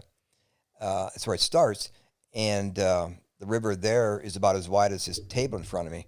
No kidding, man. About 6 inches deep. And so I put my kayak in there, and I sat in the kayak and ground out. And so I had to drag it. I literally had to drag it until I found open water. And the first 100 and some miles is swamps. Most people that do the river don't do the swamps of Lake Itasca. Yeah. But to me, that's where it starts, and it ends 100 miles south of New Orleans. And so I was going to do the whole 2,600 miles. Well, obviously my mom wasn't very happy about this trip. And I'm not a good swimmer, and I'd kayaked a little bit in the mangroves in Florida. But I took the kayak out for about a half an hour on a river at home, and I thought, I'll learn on the way. That's how I learned to hike. It's just learn. That's so my style, man. Yeah, just do it. And if you fail, if it's impossible, then you got to come home. But yeah, that first day, there was a little camping, a little shelter about 15 miles, and I was going down through the river, fighting through the weeds. And I thought, man, I got to be getting close to this. Looked at my map, like 5 miles. That's all I'd going. And I realized I'm in for some pretty bad stuff. The next day, I literally got stuck in the weeds. I was stuck in the swamp in the weeds. I had to take my oar and whack out the weeds. And it was low water. And I got under a bridge somewhere where it had a marking there. It showed the different levels of water. And it was down below where it's able to passable. Yeah. Oh my goodness, it was horrible. I had beaver dams, log jams. I came over, I got pretty good at, instead of portaging, I would see a beaver dam, and I just paddle like crazy, and I just slide right up over that beaver dam. But they used to do some logging there, so it was there's a log dam that I had to come up to and carry it over. It was just miserable. And the one, I think it was about the third day, I was coming over I thought it was a beaver dam, but it's too big to get over. So I went up, pulled my kayak up, and that's the picture right there. Well, it wasn't the beaver dam. It was a huge log that had gone down, and it had caught all kinds of sticks and twigs. And so I pulled it up over there, and then I pulled it down the other side, and I got in the kayak, but I forgot that on the back I had a keel. So when that keel hit the log, it just flipped me. And so I'm upside down in the river. My phone's in the water. My camera's in the water. I had a little seat cushion that went floating down the river, and by this time, that seat cushion's probably in New Orleans because I never saw it again. My phone died because it's wet. My camera wouldn't work anymore, and I'm out in this swamp, and nobody knows where I'm at. So I couldn't call out for a few days. But fortunately, I knew enough about hiking that I had literally had the in 2008 the dehydrated meals I had taken along was from Mountain House, and they were good till 2013. Yeah. And so in 2013, I was doing this kayak trip. So I used those. So I realized, you got dehydrated food here. Throw the phone in your food bag. So I did. I opened 2 bags of dehydrated, put the phone in there, and it sucked out enough moisture that I could call home and tell them, you know what, I'm okay, sort of. I'm just not having any fun, but I'm alive. And I fought my way through that swamp for days. And there's places where this muck was just breaking apart. You couldn't even know where you're going. And I was getting to a lake, lake, we call it Lake Winnie. It was 20-some miles across. And it said, my guidebook said, don't cross this, if it's windy. Actually, you shouldn't cross it at all. but I was, actually, there was like a day before that, I was coming across a lake called Cass Lake. And the reason I was crossing this lake is in the middle of this lake is an island, and on this island is a lake. It happens twice. It's 2 places in the world where that happens. You're on a lake, there's an island, and on the island is a lake. And I thought, I got to see this. So I thought, I'm going to cross this lake. It's 3-mile crossing, and then on the island, then it's a 4-mile crossing to the other side. I started across it, and all of a sudden the wind picked up, and I'm in 5-foot waves on my kayak, and I thought I was going to die. Just getting soaked. It's horrible. Yeah. And I had fortunately had a cover over the kayak. Waves washed to the top. I literally had blisters on my hands from paddling, and every so often a bigger wave would come, and I'd go right into it. But I see the island to my left, but I'm like a mile offshore, and I got to get there. But if I go diagonal, the wave's going to hit me sideways. And I paddle like crazy, and finally come to the point where I've got to turn into that island. And I just hit the paddles, my paddle, and so this big wave coming, and I thought, I'm done. I'm dead. This wave comes, picks up my kayak, and just rides it right down through there. And I hit the shore, and I literally fell down on the ground and kissed the sand that I was alive. I was so exhausted and so glad I was still alive. I never walked up to see that lake. Oh, man. The next morning, I had 4 miles across again. Did you set up camp there on the island? I set up that camp night? on the island. Yeah, I set up camp there that night. And the next morning, I had 4 miles again to get across now. And it started out pretty nice, but then as I got out in the middle of the water, it got a bit bigger. Now the waves are coming behind me. So I had to look back and make sure I was lined up right. About a mile off the coast, the next shoreline, there's a fishing boat came out, and I yelled at him. I said, keep an eye on me because I'm not sure that I know what I'm doing. So I made that. And then I got to this big lake. I was literally rice fields out there, literally thousands of acres of rice field out in this river. And I got lost in the river. I couldn't find my way out of the rice fields. And over to the right, I see a little opening in like the bulrushes type things. And I just felt God saying, go through there. And so I did. And off in the distance, I saw some buildings. And so I followed them. And I wanted to go out. This is Lake Winnie, which is 26 miles across. And I knew I wasn't going to go across it. And so I thought, well, I'll skirt the right-hand side and find a place to camp. But the wind was blowing that direction. It blew me to the left, and it blew me right up on the shore of where there's a bunch of campers. And so I set up tent there. It turns out there were a bunch of Mennonite people camping there. Come on, man. Yeah. And the guy comes up and says, and I told him my name. He said, do you have a cousin so-and-so? Yeah. He said, I knew they used to work with the guy. And so that day, something happened that I never, ever thought would happen. The guy said, how you get across this lake? I said, well, I'm going to probably skirt around it. He said, do you want me to come with my truck tomorrow and take you around this lake? And I said, yes. And I thought, you're never going to finish it if you do that. I thought, well, I'll come back and finish it. So a couple of days later, I finally got out of the swamp, and it was just the most horrible 10 days in the swamp ever. But I finally got out of the swamp, and had a nice river crossing. I was ready. The next day, I was going to go through my first lock. I had 27 locks to go through. And I'm in a little town called Cohasset, Minnesota. I'm actually on the river heading to Cohasset. And my phone rang, which is unusual because it didn't work most of the time.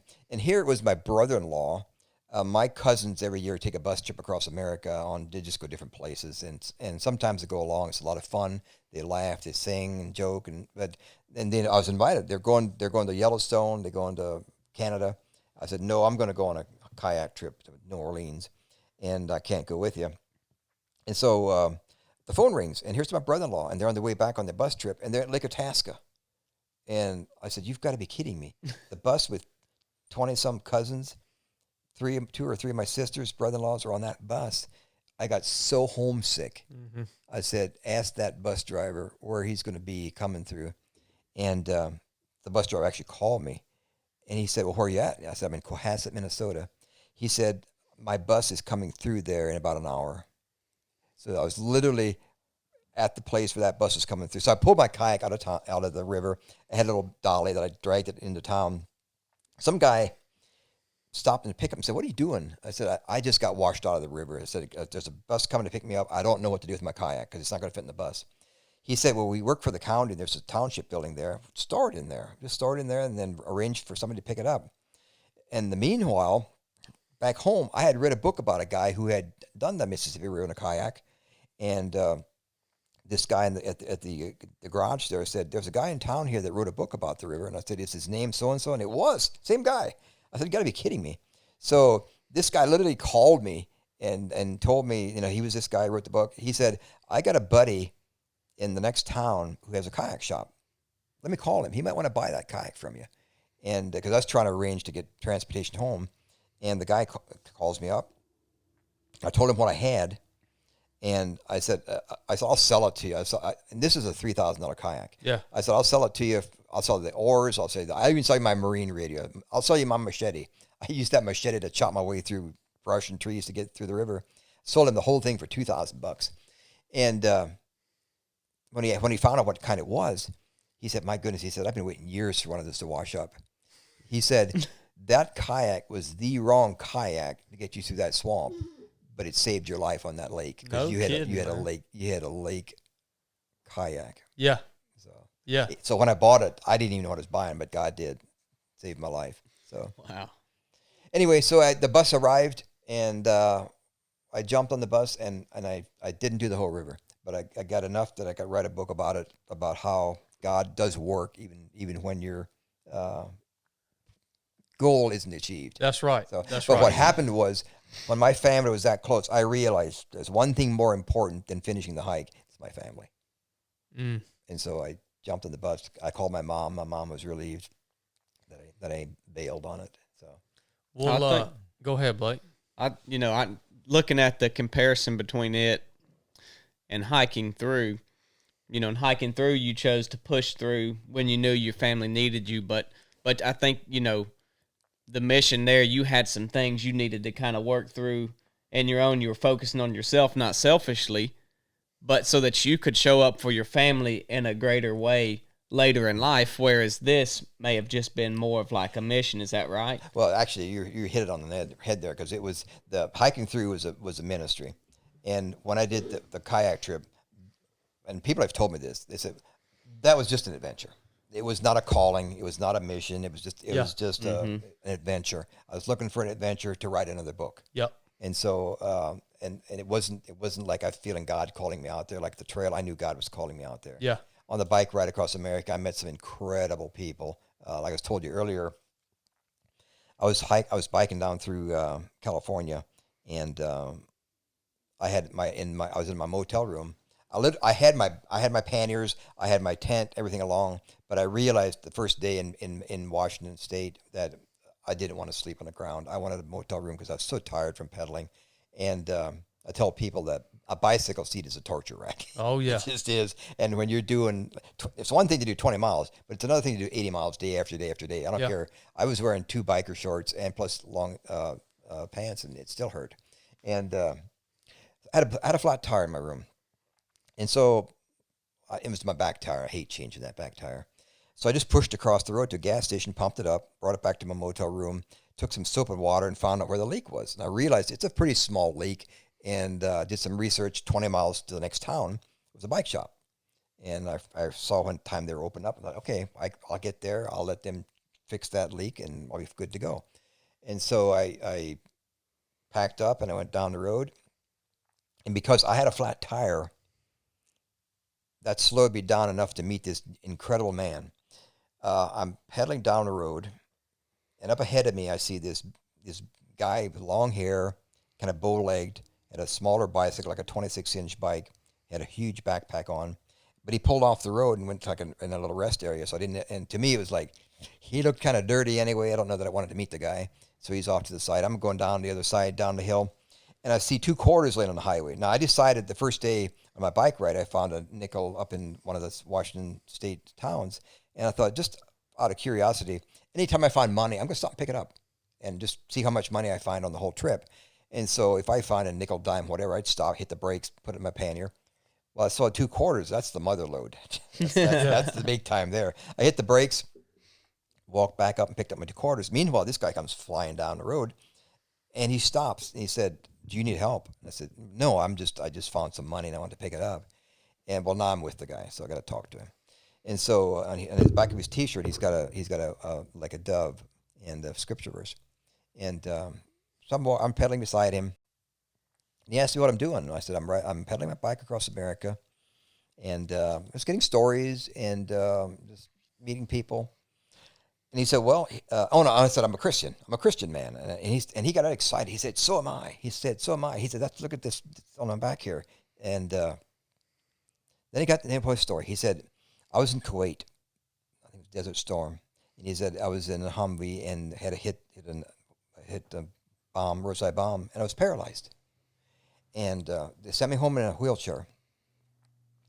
He said, "I was a bitter man." He said, "I was a bitter man for being paralyzed." And he said, one day a friend of his, and he was still surprised he still had a friend, but a friend took him to a Christian concert. And he said, in that concert, I found out about this Jesus guy who died for his sins. And he said, I accepted Jesus that night. And they said, that's where I got this shirt. And he said this morning, as he was coming, actually in the conversation, I was telling him about all there's a bunch of needles on the highway from druggies. And he said he had been, after he got saved, he lived down on the coast, and he had a neighbor. Well, first of all, what he did is after he got saved, he told God, "I want to be healed. And if you heal me, I will spend my life on my bicycle just pedaling around telling people about how you healed me and about your love." And he said with the proper therapy and some holistic medicines, he said, I got healed. I got out of this wheelchair. Mm-hmm. And he said his friends were all using profanity, and they were not Christians. So he said, I took my wheelchair. Part of the story is in the book, but not the whole story. But he said, I took my wheelchair. I spray painted it gold. I welded an arch over the top of a wheelchair. And on this arch, I wrote, "God's last name is not damn." No kidding, man. And he said, in my house, I had an entranceway. He said, I anointed my door frame. And he said, one day, one of his friends came in that used profanity and was just a profane man. He walked through that doorway and literally collapsed to the floor. And the man said, I don't know what happened to me. And this guy, Bobby, said, I do. You walked through my anointed door. Incredible. The faith this man had. And he said that morning when I met him, he said, now, I'm literally, I did what I promised God. I was on my bicycle, going around town, talking about people. But he said, one night, some druggies attacked me, robbed me, and stabbed me, tried to kill me. Somebody found me, took me to the hospital. I lost half my lung. He said, that's why when you were following me, I had to get off the road because I had to catch my breath. And he said that this morning or the day before, he got a bicycle at a junkyard, and he said it was a 26-inch, had knobby wheels on it. He said, I'm on my way to town to testify against the people that killed me, or that tried to kill me. He said one of those guys was already killed somebody and was in San Quentin and released. And he said, if I don't testify against them, they're going to do it again. Yeah. And he said, I'm not afraid of them. He said, I'm not afraid to die because I'm not afraid of them. And so but he said, this morning I'm coming up the highway. It's just morning, getting morning. He said, my front tire had a blowout. And he said, it wasn't a big deal because I had an extra spare with me in my backpack. So I put that spare on. But he said the tire had blown out where it would not go around the caliper. And he said, I didn't know what to do. I said, I just raised my hands to heaven and said, God, if you want me to get to this court to testify, you got to take over because I'm out of luck. I'm no transportation. I'm tired. And so he said, by that time, a pickup truck came out and the young boy stopped and said, you need help? And Bobby said, he said, I was kind of flippant. I said, well, you wouldn't happen to have a 26-inch knobby tire lying back there, would you? And the guy said, you know what?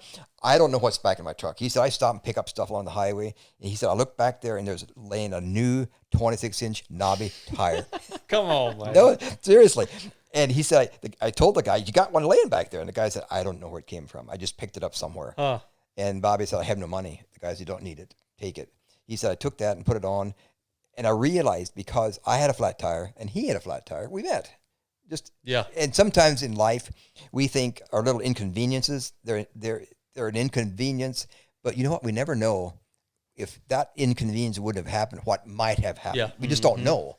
And we can't know. Well, the interesting thing too, Paul, is most of the inconveniences I think that we experience in life, they're inconveniences because we're in such a hurry. Yeah. And this is what I love about your story of biking across America is the fact that you slowed down enough to engage with people. And this is truly you living out this principle that you taught us a little bit ago of the value is in the journey, right? It's not in, because for me, I do that a lot of times in my life. When I start a mission, it's all about reaching the finish line, right? And it's just driving as hard as I can possibly go until I get there, man. And I think that I've missed out on a lot because of that mindset. And this is amazing that you slowed down enough to where you even said, if I saw a family sitting out on the porch, I'm going to stop and engage with them. And that's it. That's the representation of what it actually looks like in real life to get the most out of the journey, which is where the value actually is, man. And I think you talked me out of doing a long paddle, by the way. It didn't take much. No, it doesn't take much. You know, that's been on the back burner for, and I went out in a canoe the other day with Blake just in some little local lakes, and I was like, man, this is uncomfortable. This is just so uncomfortable. Yeah. And man, we were just out for an hour or two, you know what I mean? If you do that for 8-10 hours, it's miserable.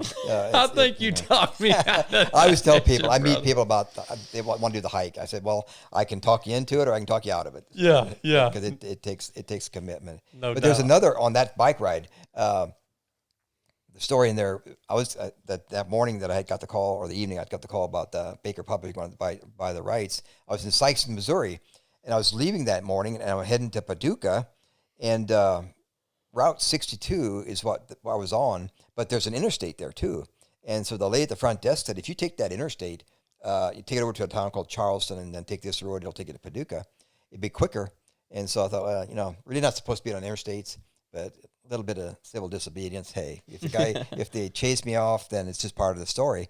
So I went down the on-ramp on the interstate, and there's a homeless guy there. And it's got a backpack there, and it's got a sign for New Orleans. This is back when they had that oil spill, and so he thought he could get work down there. And I hit the brakes, stopped and talked to the guy a little bit, and he's kind of disheveled.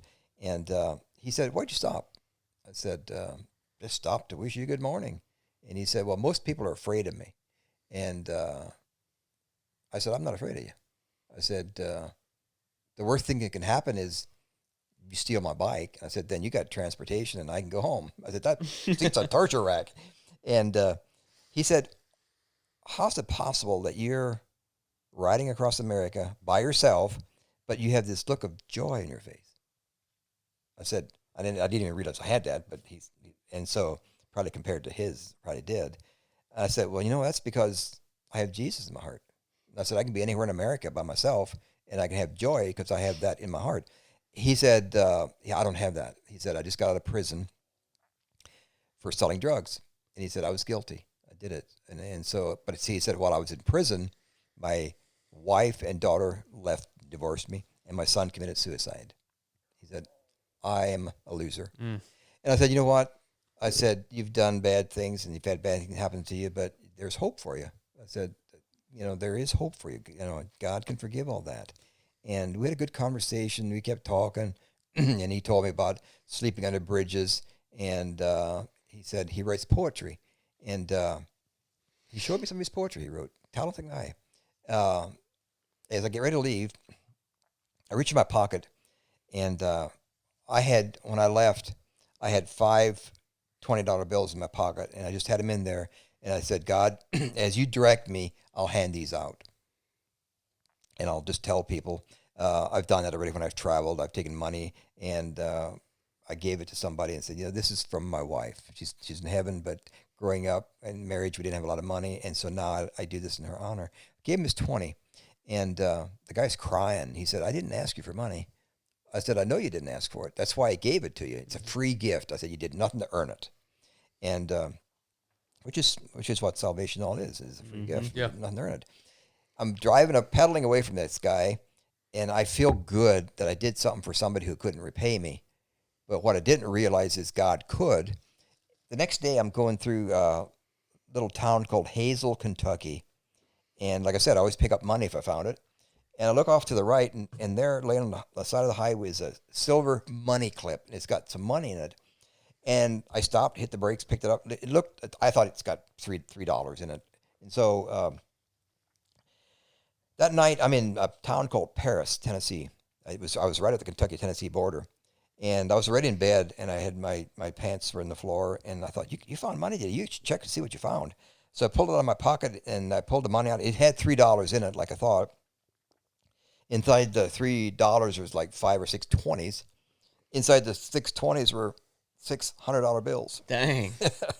And I'm thinking, oh my goodness. I said, God, I gave a guy a $20 bill who couldn't repay me, but here you repaid me like 30, 35 fold. Yeah. And since I think guy has a sense of humor, I said, I probably should have given the guy $40.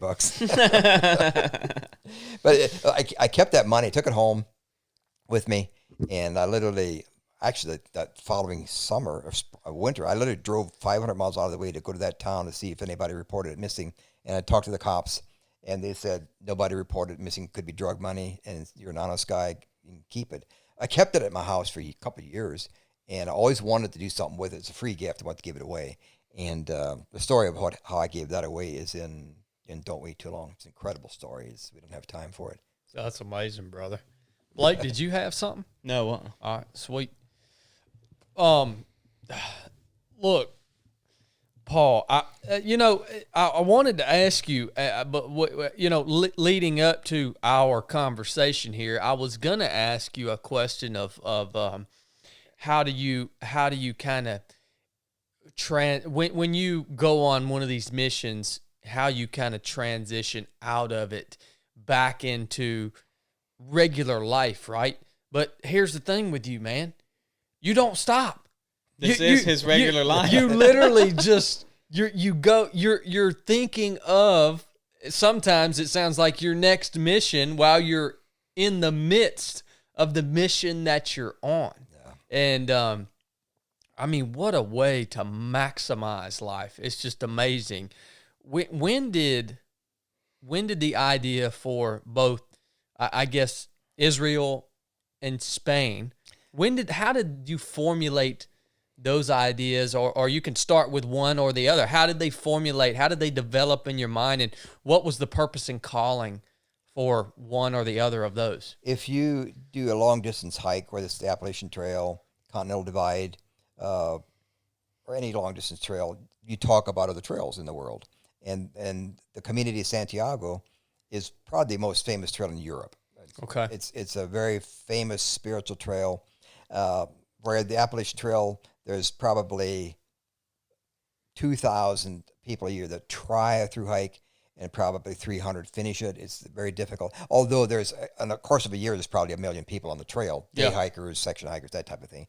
But there's a lot of famous trails. And so you talk about the trail, and inevitably the community Santiago comes up. Camino is walking in Spanish. So it's walking the trail to Santiago. Okay. And so, and it's a trail, it's a spiritual pilgrimage.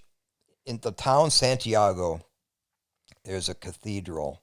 And in this cathedral is the supposedly bones of Apostle James, Apostle of Jesus. And so hundreds of years ago, the people would leave their towns in Europe, and they come out to the trail, to this Camino trail, to walk to the Santiago, because they believed if they could get there to those bones, they could get their sins forgiven.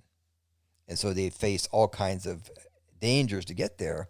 And that's part of the reason the Knights Templar came into being, and to help them on the journey and protect them. But I was doing a book signing in Florida at Sarasota, and a friend of mine worked with a lady that had read my book, and she'd hiked the Appalachian Trail, and she came in to get a book signed, and she asked me if I ever thought about doing the Community of Santiago. I said, yeah, I'd like to do it someday. What's the distance on that, Paul? It's only 600 miles. 600? Yeah. Only 600 miles. Yeah. It's a shorty. Yeah. and I asked her if she ever thinks about it. She said, yeah, every day. And I said, well, I'd like to do it someday. And but she had a boyfriend, and she thought she was going to get married, and she didn't know if she was going to do it or not. And so I remember that year, it was May, and I think it was either 13 or 14. I texted her and I said, do you ever think about doing the Camino? And because I'm thinking about I might want to do it. And she said, yeah, she's actually planning to do it this fall, just getting the leave of absence. And I said, well, I'd like to go along. And so there's a hostel in Paris where a lot of people meet, and from there we take the train down to southern France. And so I flew over by myself, and she flew over from Florida. And when we met in Paris at the hostel where all the other hikers met, she was just a mess, because her boyfriend that she was engaged to had just broken up with her. And they had planned to meet there at the end of the hike and be married and honeymoon there. And so she was just broken, but she still wanted to do the hike. And so a bunch of us took the train down to southern France. And from there, you go over the Pyrenees Mountains. And then the next part is the Meseta, kind of the flat level, and the last third is Galicia, more mountainous area. But it's we were called peregrinos, which is pilgrims. It's pilgrims. And so at night we'd stay at these hostels, albergs they're called, probably 30 people there from all over the world. And for about 15 euros you can stay there, and you can get a meal. And I call it blissful misery. You're in there, you had to wait for showers, you got people are snoring. It's one of the things where it's sort of miserable, but then after you're back home, you look back at it and say, man, that was neat. That had to be cool, yeah. Yeah. And was this mostly trail, or was it a mix of trail and road? It's a mix of trail and road. Okay. And you're allowed to have bicycles on it. You're allowed to have horses on it. Okay. So it's not like the Appalachian Trail where it's strictly walkers. But then, you'd get to, like, for instance, I didn't have to carry a lot of water, because you'd get to towns every 3-4 kilometers. And so the water was good. The food was good. Or on my Appalachian Trail hike, I had 35 pounds. I was probably carrying 17 pounds on the Camino. Yeah. But at night, they have pilgrim masses in these cathedrals, and they're in Spanish, but it's still, there's something about going into a house of God that's sacred. And to be in there, even when the homily is in Spanish and the singing's in Spanish, it's still moving. And then they would do a pilgrim blessing, where you come forward and the priest would bless you. And there's also I'd always wanted to do like a communion in the Catholic Church, and some people frown on that, and I don't know, it might offend people, because I talk about it in my 13th Disciple book, about how at the end of this hike across Spain, I literally, once I got into Santiago, I got what's called my certificate of completion. It's called a compostilla. You get this paper, and it's a pretty valuable item. In Spain had a pretty high unemployment rate, like 30%. And people that did this hike who had this compostilla, it was sort of a ticket to getting a better job too, because it says you're committed. So I tell people, if a guy comes to you or a woman comes to you and applies for a job and says, "I did a through hike on the Appalachian Trail," you just hire him. That's right. You don't need to know anything else. Agreed. Because right there, this guy's got dedication, determination, tenacity. They're going to finish a job, hire them. And so, and that's sort of similar with that hike over there. Now, in Europe, anybody that hikes the 500-600 mile trail, I mean, there's people that would come and hike the last 100 miles, and it's incredible. These people that hiked 100 miles, they talk about this huge hike they did, and I'm thinking, that's not big. It's 100 miles. You've run 100 miles, and so, but it was very moving. And that priest I met I went 3 days beyond the actual town and went out all the way out to the coast, and the end of the coast is called Finisterre. Finis is Finnish, Ster is earth. Years ago, the pilgrims used to think that was the end of the earth, Finisterre. And so what they would do, they'd hike out there, they'd take their clothes and they'd burn them, and then they'd go out in the ocean and they'd take a shell. The shell is the emblem of the Camino. Is a shell. They take that shell and they cleanse themselves and they put new clothes on, and there literally is a concrete cross out there where people still take all their dirty clothes and burn it there. And I remember hiking out there and seeing this cross, and I'm thinking, wow, that is amazing. And I realized sometimes people glamorize the cross. The truth is, at the foot of the cross is a dump. It's a trash pile. And I saw that out there on the Camino, this concrete cross, and at the foot of the cross is just all kinds of burnt stuff. And I'm thinking, you know what, it's a dump. It's where we go to dump our trash, and then we clean up. And then I hiked another 20 kilometers farther north, and met a Catholic priest that night, and he was going to go back to Santiago, and he's going to do an English mass. And I thought, you know what, this is my chance. And so I went to that mass, and I actually celebrated the Eucharist that night with this. It was special. It's pretty special. It was very special. And I write about that in the 13th Disciple, about how this Mennonite man celebrated the Eucharist in a Catholic mass. It's pretty special. It's incredible how, as a Mennonite man, I brought a Catholic man back to faith who now has 100 people in his ministry. Yeah. I hiked with a Catholic priest on a sabbatical. And the lady that I was in love with for 2 years was a Catholic woman. And I knew God was saying, Paul, you have a ministry to Catholic people. And in that regard, I failed that lady because we were together to write that book, and I was so enamored with her kindness and beauty that I failed the ministry that I had. And so I had to do it myself. Yeah. And so I've struggled for 2 years knowing that I failed God in that regard. But the thing about that is you can fail, and God always say, you know what, I got a plan for you. And so I tell people, in the Old Testament, a lot of the prophets, the things they went through, the things Moses went through. Before he took the 40 years in the wilderness, he was 40 years out in his own wilderness, tending sheep, getting ready for this project.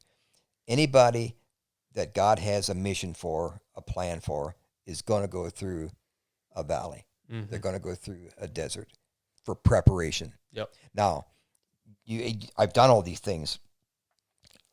I've written these books, and usually now I would have a big project out there. I'd be climbing Mount Everest. I'd be doing something. I have nothing. And I said, God, what is next? What are you getting me ready for? What is it? And I'm praying to find love again. I want to be in love with a wonderful lady. And last night when I met Blake here, and it's like that downtown Rome is, it's a wonderful town. And he told me there's colleges here, because on my bike right across America, I came through a lot of towns that are just dead. Yeah. And to walk through a town like this that's vibrant, you want to be with somebody to share these feelings with. I've done all these by myself. Yeah. I'm done being by myself. I want somebody with me to enjoy the journey.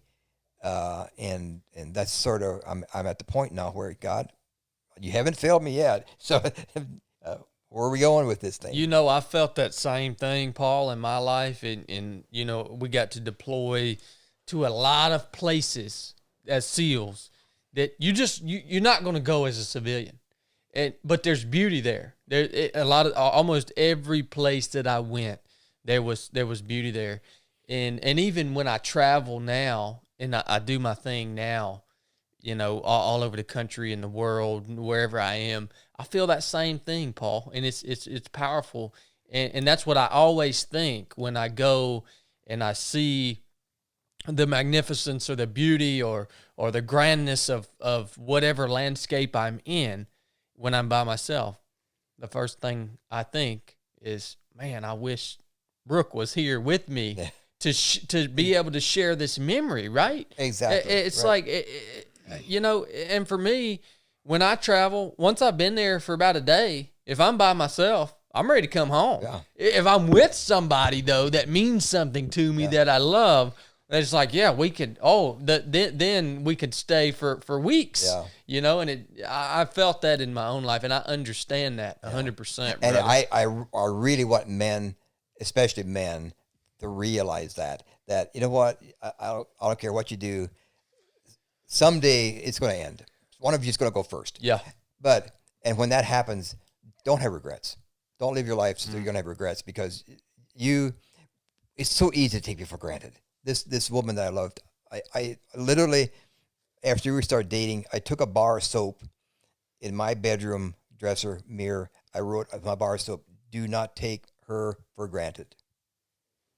And I did. Yeah. Because it's just It's human. It's human nature. It really is, man. It is. And you think, you know what? I've got tomorrow. Well, the day came when I didn't have tomorrow. That's it, brother. And then it's like, just in a minute, in an instant, what I believed in, a family I loved, in one instant, it had collapsed. Yep. Everything I believed in, gone. And I look back now and it's like, oh my goodness, I had the world right there, and just let it go, let it slip through my hand. And I'll never let that happen again. I just never will. But it's easy to do. And so I know in relationships, people struggle, men and women argue, and I tell people, I wish I had somebody I could argue with, have disagreements with. That's just life, I go home, and during the day it's not bad, but at home at night it's lonely. Yeah. Because usually I've got something planned, and it's right now it's just a period of kind of, God, what's next? And I know He's faithful, and I know there's something there, and I know it's going to be. I just don't know what it is, and I like to, as a man, I like to know. Yeah, but in the cool thing too, Paul, is that you're seeking that, and I think that's something that that's biblical. The Bible says, "Ask, seek, knock." If you want something, whether it's adventure, whether it's a partner in life, no matter what it is, the Bible tells us, it implies that there needs to be some action on your part. You need to seek it, man. And we can ask boldly. It says we can seek boldly. That's and it. So, and it's amazing. It's our Father. It's like I could go to my dad and whatever I'd ask for, I'd get it, but he loved me so much that I remember on the hike, the weather was horrible. And I'm going through, I'm with my buddy, a mountain sailor. We're hiking over a mountain. Wind, it's rain and blowing. And it's horrible. And we're going to the mountaintop. I literally saw the lightning bolts in front of me. I was so frustrated. I literally bent over and I shook my fist at God and said, "I'm so tired of this." I said, "I thought you told me to come out here. It's so miserable. You're not even with me anymore." I nailed over. I said, "There's my target." I said, "Go ahead, hit me, kill me. I'm done. And I said, "If you're not going to kill me, I want sunshine, and I want it now." 30 minutes later, the sun came out. Now that's asking boldly right there, That's brother. boldly. Now, I tell that story sometimes in churches or in people, and they say, "You dare talk to God like that?" I said, "You know what? When I was young, there's times I talked to my dad like that. And you know what? He never quit loving me because he's my dad. Truth, And brother. I'm his son. And so I'm sure that God said, "You're the idiot that's out there walking in the rain." And I didn't, Yeah. But it was, so we can approach God boldly. And I do. Yeah. I do approach it boldly. I said, "You know what, God, you've been with me all along, and I know you're going to be with me, but a little bit of clarity here." I pray. Being in love is the wonderful thing. And I'm in love with Jesus. that's wonderful. But having been in love twice, I want it again. Yeah. And Yeah. I want somebody to go forward with my ministry. My ministry is to hurting people. So I need a lady that understands people that hurt. Mm-hmm. And that's a lot of people that hurt. Yeah. A lot of people, probably about everybody. Everybody. But there are some people that hurt so badly, they need somebody to come along and breathe life into them. Mm-hmm. Mm-hmm. And that's what I want to be. I want to be that person, and I do it through my books. Yep. And I realize that my books do that, and it's that's my ministry. Well, and that leads me into there's two things that I want to talk about before we finish up. You let me know if you need a break too, Paul. I'm fine. One, I want to talk about the process of writing, of being an author. How that's something that's hard for me to wrap my mind around. These books that we have out here on the table, to me, that represents a great accomplishment in my mind, because it's hard for me to wrap my mind around that. Now, I've been on lots of missions. I've done lots of cool things. I've had lots of experiences, but I don't know, and I think maybe other people don't know, how to sit down and get the process going of putting that into a form where it can then go forth in that book. You know what I mean? Right. That's, and I know that there is some, I can only imagine that there is some, I don't know what the word for it is, talent that has to be involved in that. But can everybody do that? Yes. Is it, and what is the process? Everybody- You've done it over and over again. Everybody can, but not everybody should. Okay. First of all, thank you for the compliment on this achievement. I look at your life and I say, my goodness, wow, Navy SEAL, what you've gone through, the heart surgery you had, the dedication, determination, and I've done enough research, I've watched enough shows to know what you achieved. They'll take you almost to the edge of death to achieve what you did. Mm-hmm. And you don't give up. Your body will give up before you do. And so I look at your achievement and I think, wow, you have authenticity. When your words mean something, because what you said you're going to do, you did. Writing is telling stories. Okay. Everybody has a story. It's pretty simple, actually. Sit down. What people think is, I don't want to make mistakes. Mm-hmm. So sit down with your story. You're actually, with your podcast, you're telling your story. But don't worry about punctuation. Don't worry about grammar. Just get the story on paper. Just get the story out in the rawest form. Then you hire an editor. I have an editor that's been with me all 13 books. And the hiking book, when I wrote that hiking book, it was just one long stream of writing. And as I write every book, I'm getting much better with sentences and everything. My punctuation is much better than it was. But just write the story. Don't worry about sentence structure. You can pay people to do that. And then edit it and edit it and edit it over and over. Get it right. There's all kinds of self-publishing companies out there, and some really good ones that'll self-publish it for you.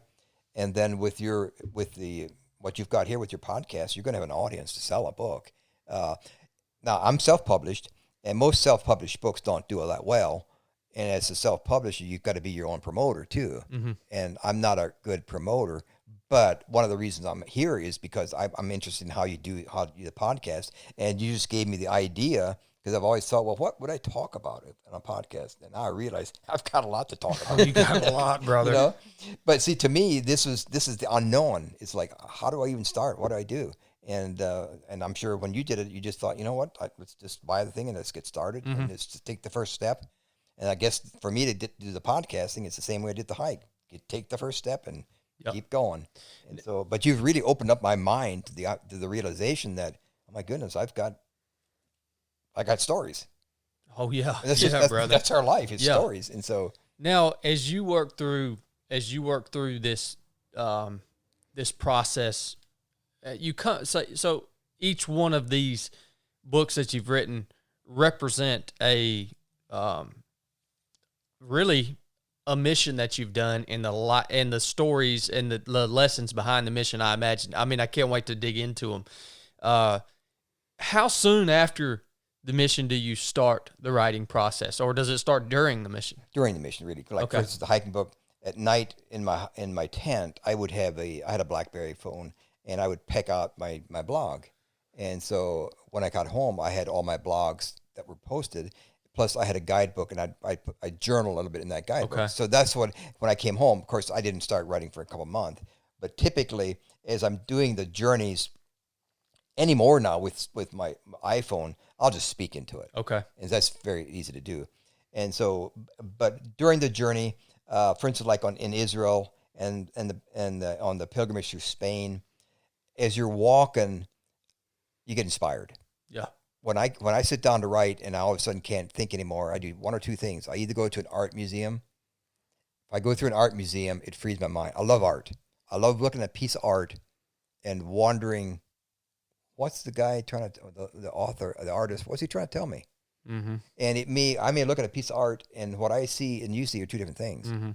And I realize how in life, I told a story in Don't Wait Too Long about my dad. I'd come home from church, and I'd ask Dad, the preacher said this, this, and this. I don't understand. I don't agree with it. It's wrong. It's this. And Dad said, yeah, but you don't see the big picture. And I never knew what he meant by the big picture.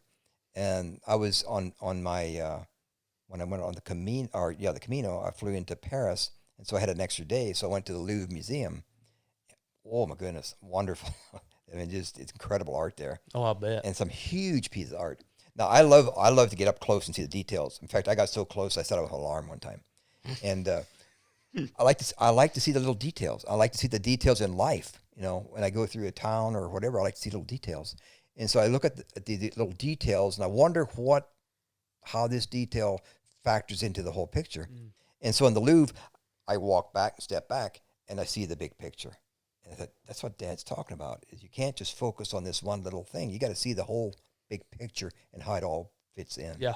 And so that's the big picture, and that's life itself right there. And as you're writing, Paul, and once you're home, and you take what you have, you take the content that you have, built during the mission, but then you get back home. How much time do you set schedules around? How much you set goals with your writing? I mean, how does that work for you in a real sense? First of all, when I come home from any of these trips, this is going to sound a little strange, but there's a grieving process that takes place. Because once again, I've settled into a routine. I hiked Spain. I hiked Israel with a buddy of mine who also hiked the trail. We've interacted, we've dialogued, we've talked about life, relationships. And now I'm back home again by myself. Yep. I'm on the Community Santiago. I'm with a group of people from Germany, Australia, and we're laughing. We're talking about spiritual things. We're talking about fun things. We're going across, just seeing this beautiful scenery. I come home. I'm alone in my house, and I have to grieve it. So I go through this grieving process.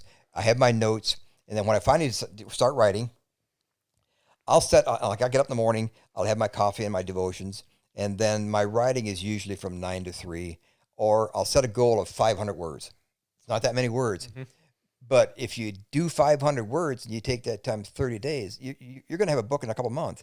It takes me about 9 months to write a book. I tell people it takes me about the same amount of time to write a book as it does to make a baby, 9 months.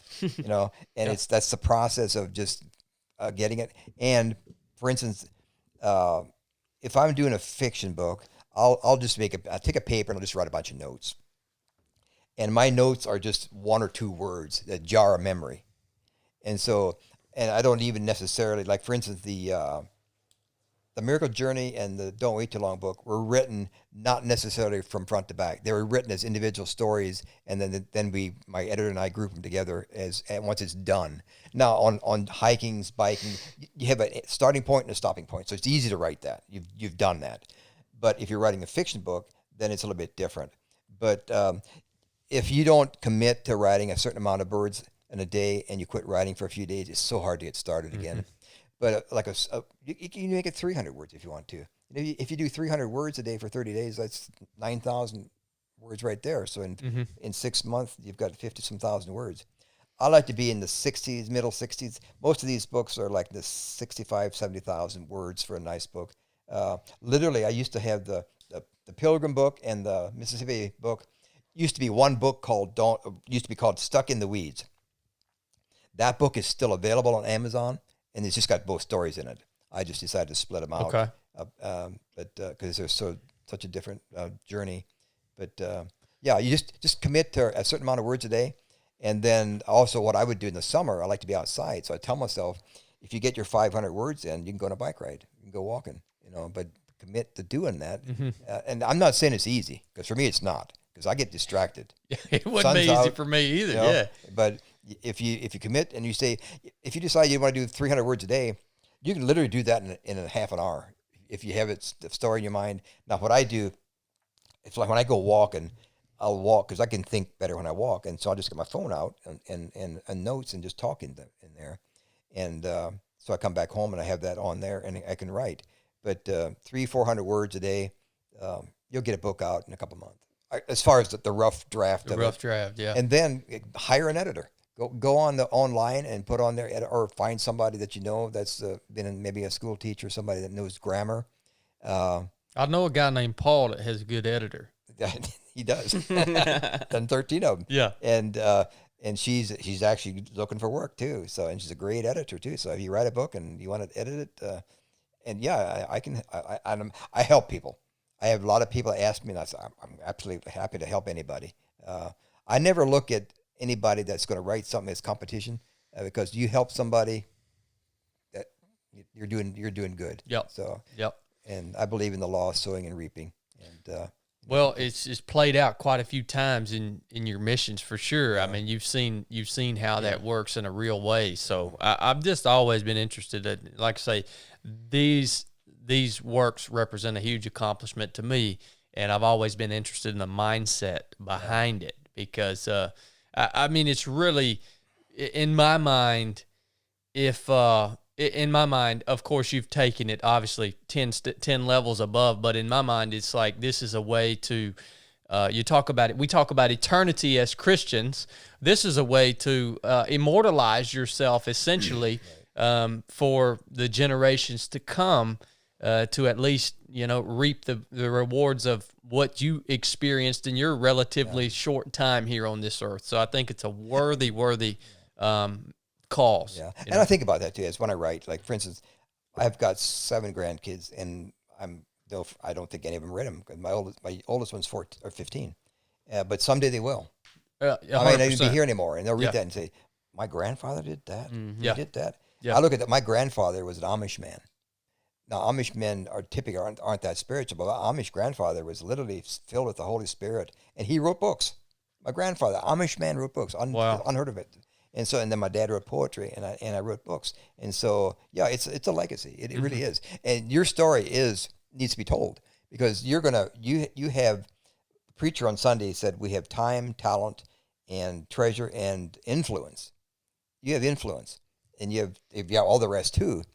But my heart goes out to these veterans that come home and don't know what to do with their life. And it's like, they're in deep grief. They're in depression. They're in grief, and you've taken what you've learned, and you're helping other people now. Blake was telling me last night, a lot of the people you've got, they're people that have money, and you think they should be happy, but they're not. You take them out to nature, you get them starting talking, and all of a sudden you'll have them weeping tears of regrets or tears of recognition of what's possible out there. Yep. And so, and with your podcasting, and you get your book out there, you need to help these veterans. They've risked their life. They deserve better. And this is coming from somebody who was raised anti-military. Yeah. That was my upbringing. In the Amish men, a belief is you don't join the military. And I told Blake last night, now as I grew older and realized that, and we talked this last night, if somebody came to my house to hurt my wife and children, could I kill that person? And the answer is yes, I would. I would protect my family. Yeah. I would. Love always protects. Yeah. And who's my family? Is it just my family? No, it's my neighbor too. Yeah. Well, who's my neighbor? It's biblical. Your neighbor is everybody, and it's your country. And so these people that have risked their lives, they're in this high energy, adrenal, and they come back. When I come back from these, It's the very same thing on a smaller scale. Yeah. It's over. That part's over. And so often, it's just like the relationship I had with this lady. It's over and it's past, but so often my mind is still back in that past. It's still back there.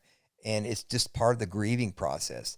And these veterans are grieving. They're grieving what they've given up. And they don't see hope. Yeah. You got to have hope. Yeah. You got to have hope. You got to have a reason to get up out of bed. Hope and purpose. Yeah, exactly. You're right. And there's so much they could do, and helping other people. And sometimes that's the best way to heal from a loss, like I've done or anybody else, is help somebody else. Yeah. And so doing, you'll help yourself. I want to ask you, the last thing I really want to cover, Paul, is, and first of all, thank you for that explanation, for that encouragement. I don't think that you quite understand how much this conversation has impacted me. I really don't. It makes no difference to me. I want people to listen to this because I want them to know who you are, Paul, and I want them to get the value out of it. But if nobody listened to this, this conversation has impacted me greatly. Well, if it has, that must be why I'm here. Yeah, I mean, it's just, so thank you for that. I want to, real quick, for the listeners, I think a lot of people that'll listen to this say, here's this guy, Paul Stutzman. He's done all these amazing missions. He's outlined them. He's got all these stories and but they're going to think that things like this are unattainable for them. Right? That's the mindset, I think, that a lot of people, even high achievers, even intelligent, educated people, are going to think, I could never bike across America. I could never hike the Appalachian Trail. I could never get outside and explore and develop these stories and these experiences and slow down and pour into other people and learn from other people. Like, I think that's unattainable in most people's mind. What advice would you give to people that are in that mindset? Because obviously you broke out of that. Somehow you broke out of it. I mean, you were living the life that I think most people live. You were making great money. You had this massive responsibility over all these people. You had a family, but you broke out of that. And now look at you, man. Look at you're here with us, pouring into us with all this amazing stuff that never would have happened if you wouldn't have broke out of that mindset. Yeah. How? Fear of failure. Fear of the unknown. It's the fear. It's what if I start it and can't finish it? What if I start it and fail? Well, then you come home. It's the fear of the unknown, and it's literally not. I have in my pocket a little thing here that says courage.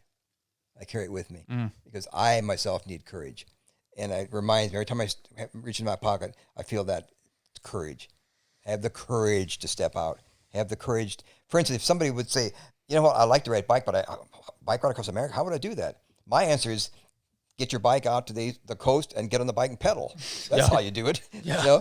Now you might want to do some research, okay? How about what kind of bike would be good? Well, you need a road bike. Or the thing of it is, there's a lot of things I don't know. But what I don't know, I know where to go to find out. There's always somebody that knows what I don't know. So do some research. Go to a bike shop. I'm thinking about doing a bike ride across America. What do you recommend? When I was going to do my bike ride, I had an old Giant that I had bought years ago. And I went to the bike shop and said, I think I'm going to take my Giant across America. And the Amish guy looked at me and said, you're crazy. He said, you need a specialized 30-speed, which I knew I did. And so I did. I bought that specialized bike with narrow tires and torture rack for a seat, and had it flown out the West Coast. And I did research as far as my inner tube and a repair kit, and I bought a $50 repair kit. I had never really done much repair work on a bicycle, and I asked the guy, if this happens to my brakes, if this happens to my calipers, how do I fix it? He said, here's a kit. He said, if you break down, you'll figure it out. Well, that's pretty much either figured out or you don't. But in my case, I always know any problem has a solution. You may not know the solution, but there's somebody that will know. So if you want to do a hike, go to an outdoor store. Those people are very happy to help you. Yeah.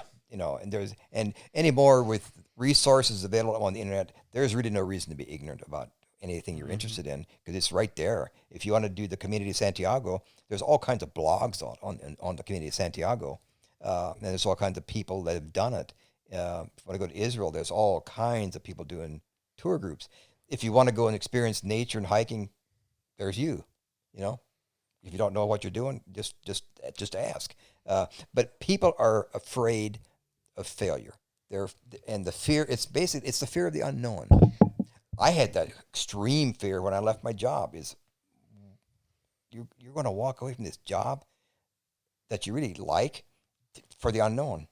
Mm-hmm. Well, I wouldn't have done it if I didn't really think that God was in it. Yeah. But and to give up a job, that's not everybody's going to do that at age 58. Give up a job. But for me, it was obviously it's the right thing for me to do. Yeah, it was. And it's also in life, I spent too many years thinking about what I wanted, and I want to achieve this, and I want to do this, and this. And I finally realized, you know what? This life here is finite. It's over so quickly. And I read somewhere recently, there's no such thing as time, only clocks. So we live in an eternity that we can't grasp, but apparently it always existed and always will. And so we're in this little blip here somewhere in the middle that we measure it by clocks and increments of time, weeks. But once we go beyond this life, it's forever. It doesn't end. And so if I can send things ahead of me, that's what I want to do. Yep. And so there's a lot of people. There's people who can give money. Well, I don't have a lot of money. I have more than a lot, but I have words. That I have. My talent is words that change lives. And that's what you do speaking there. And it's what we do. And we can do that in our daily walk. Be Jesus to somebody. Yeah. It's not that hard, really. Yeah. No, I love that, Paul. And it's a wonderful perspective. And two, I think the example that you set also, Paul, is you don't have to be independently wealthy to experience adventure in life. Age obviously does not matter. Paul got started at 58 years old. Yeah. Quit telling yourself that you're too old to do this stuff, or quit telling yourself in some cases that you're too young to do this stuff. And sex doesn't matter. It doesn't matter if you're male or female. That doesn't matter at all. You can experience adventure in life if, like Paul said, you can get over that fear of failure, find your courage, right? And just go. Just go. And these stories are more valuable than the financial wealth that you'll accumulate back home. I promise you the stories are more valuable. They last forever. They don't rust, mold, rot, and no one can take them from you. Yep. No one can. Blake, what you got, brother? I think a lot of people will get bogged down, just like Paul said, in the fear of failure. But I look at things like the Mississippi misadventure there. You know, you said, look, I'm just going to find a canoe or a kayak, and I'm going to buy it, and I'm going to go out there and do it. If you're trying to anticipate what is to come and almost solve your problems before they come, that's where people get bogged down and they don't go. And what I see in you and people that do a lot of amazing things is they just do their due diligence, their research, and then say, well, let's just start it. Yeah, and I tell people that too. It's so many people I've met on the trail. They want to know anything that could possibly go wrong. Yeah, and you just can't do that. You just deal with it day to day, because it's the biggest thing that'll happen is something you can't even prepare for, and that's when you find who you really are. How do I overcome whatever this problem in front of me is? And like I tell people, any problem, I don't care what it is, whether it's in churches or politics or society, has a solution. It's just finding that solution. And in the same way, if you want to do a hike, and you're afraid to do 100 miles, do 10. Yeah. Go out to a trail and walk 1 mile, then extend to 2, and then to 5, and you'll be amazed what you can do, and you'll feel good. And then what happens when you're out there walking, your heart's pumping, and it's pumping more blood up to your brain, and you can think clear. You just think clearly, and all of a sudden you're going to be looking around. You're going to see the flowers, the birds, and it's just and life just has a different perspective when rather than sitting at home, hoping, wishing, thinking, why is nothing happening in my life? Well, go out and meet life, and do it. It doesn't have to be a big adventure.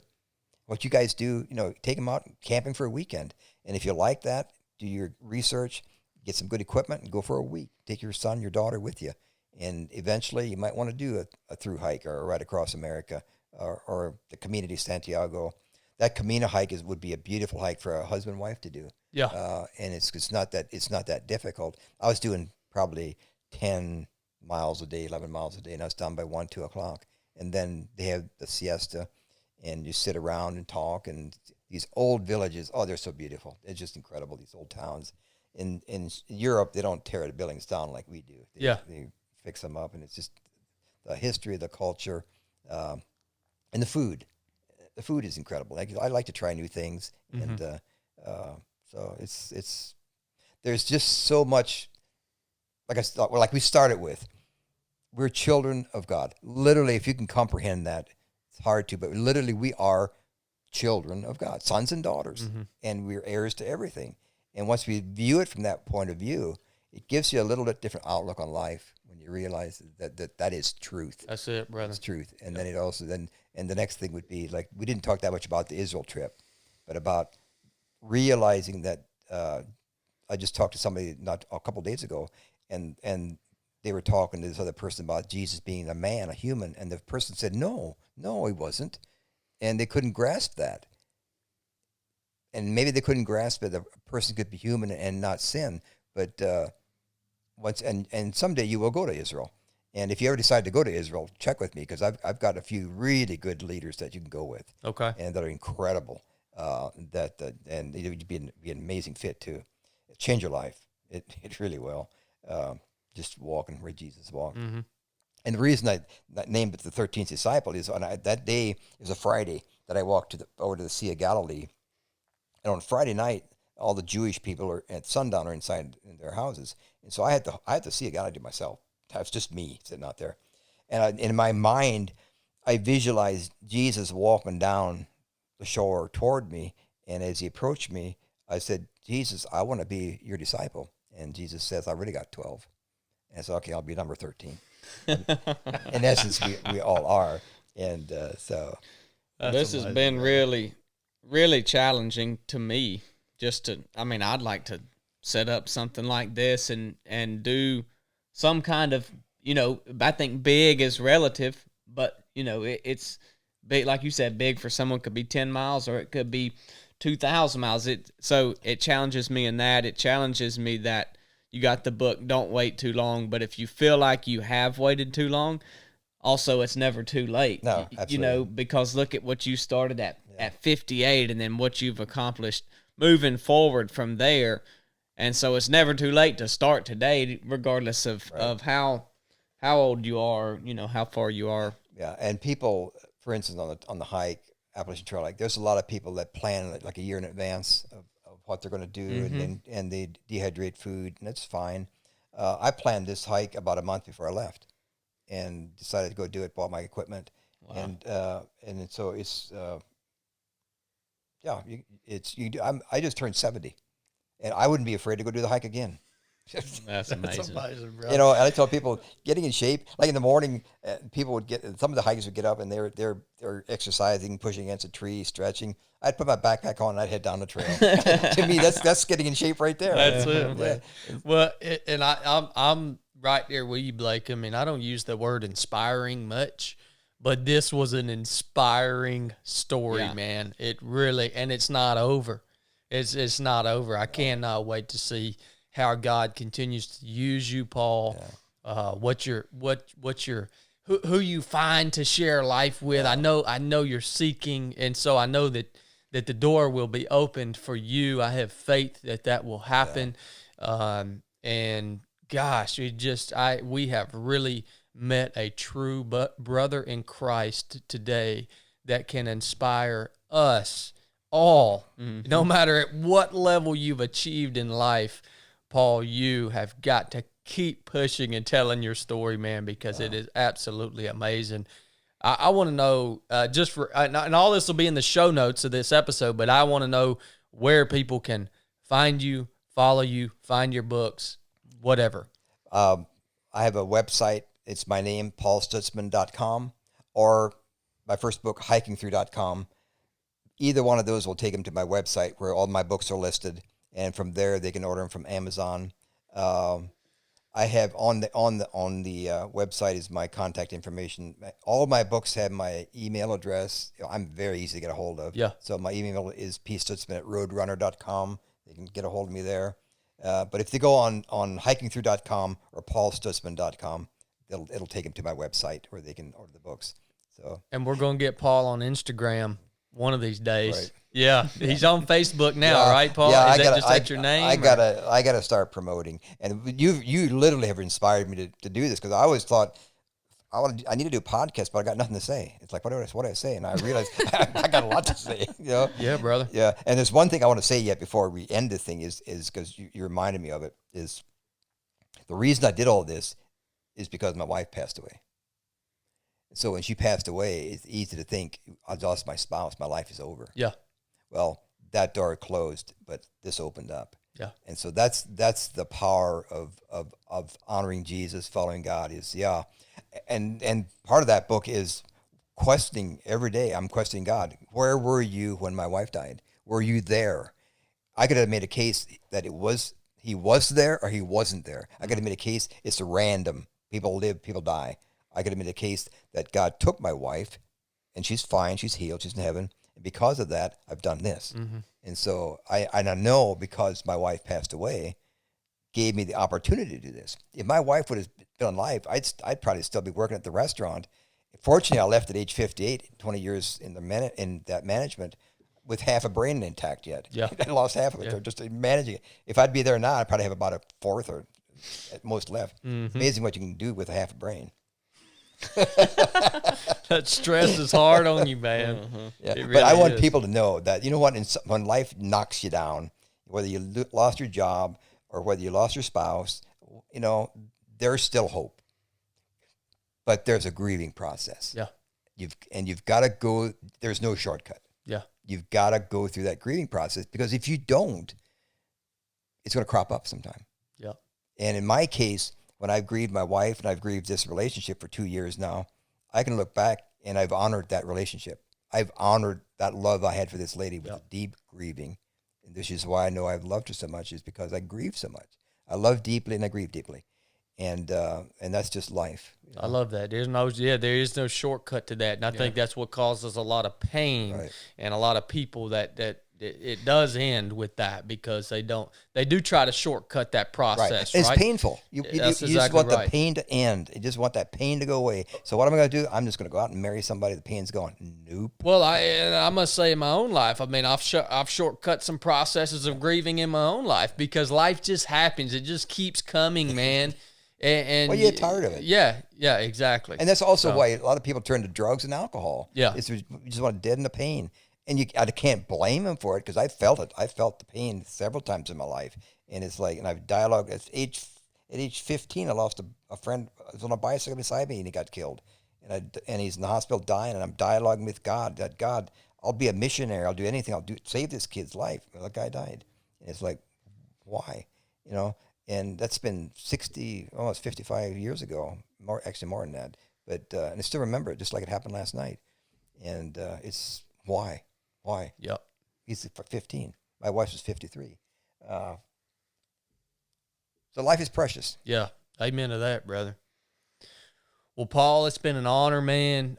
You know, I can't, like I say, I can't wait to dig into these books. You guys that got something out of this, reach out to Paul. Let him know. Let him know what you got out of it. Thank him for being here. Thank him. He made a tremendous investment in his time to come here and share these lessons with us. So we just ask that you'd reach out and thank him. Everybody that supports this podcast on Patreon, we want to thank you for paying for Paul's trip to come out here and share with all of us. That's what we use the money from Patreon, we use that so we can have people like Paul out and we can pay for their trip. And we're honored to be able to do that. We're honored that you guys support us in that way. So thank you for doing that. This has been awesome, brother. Appreciate it. Can't thank you enough. Well, you know what? When you invited me here, I thought we could do this on Zoom. And you said, do you like to have it in here? And I know why now. And you've inspired me as much as I've inspired you. So it's going both ways. And so I will start blogging. I have more to say than I thought. Praise God, brother. I love it. All right, guys, this is the 3 of 7 podcast. Enough said.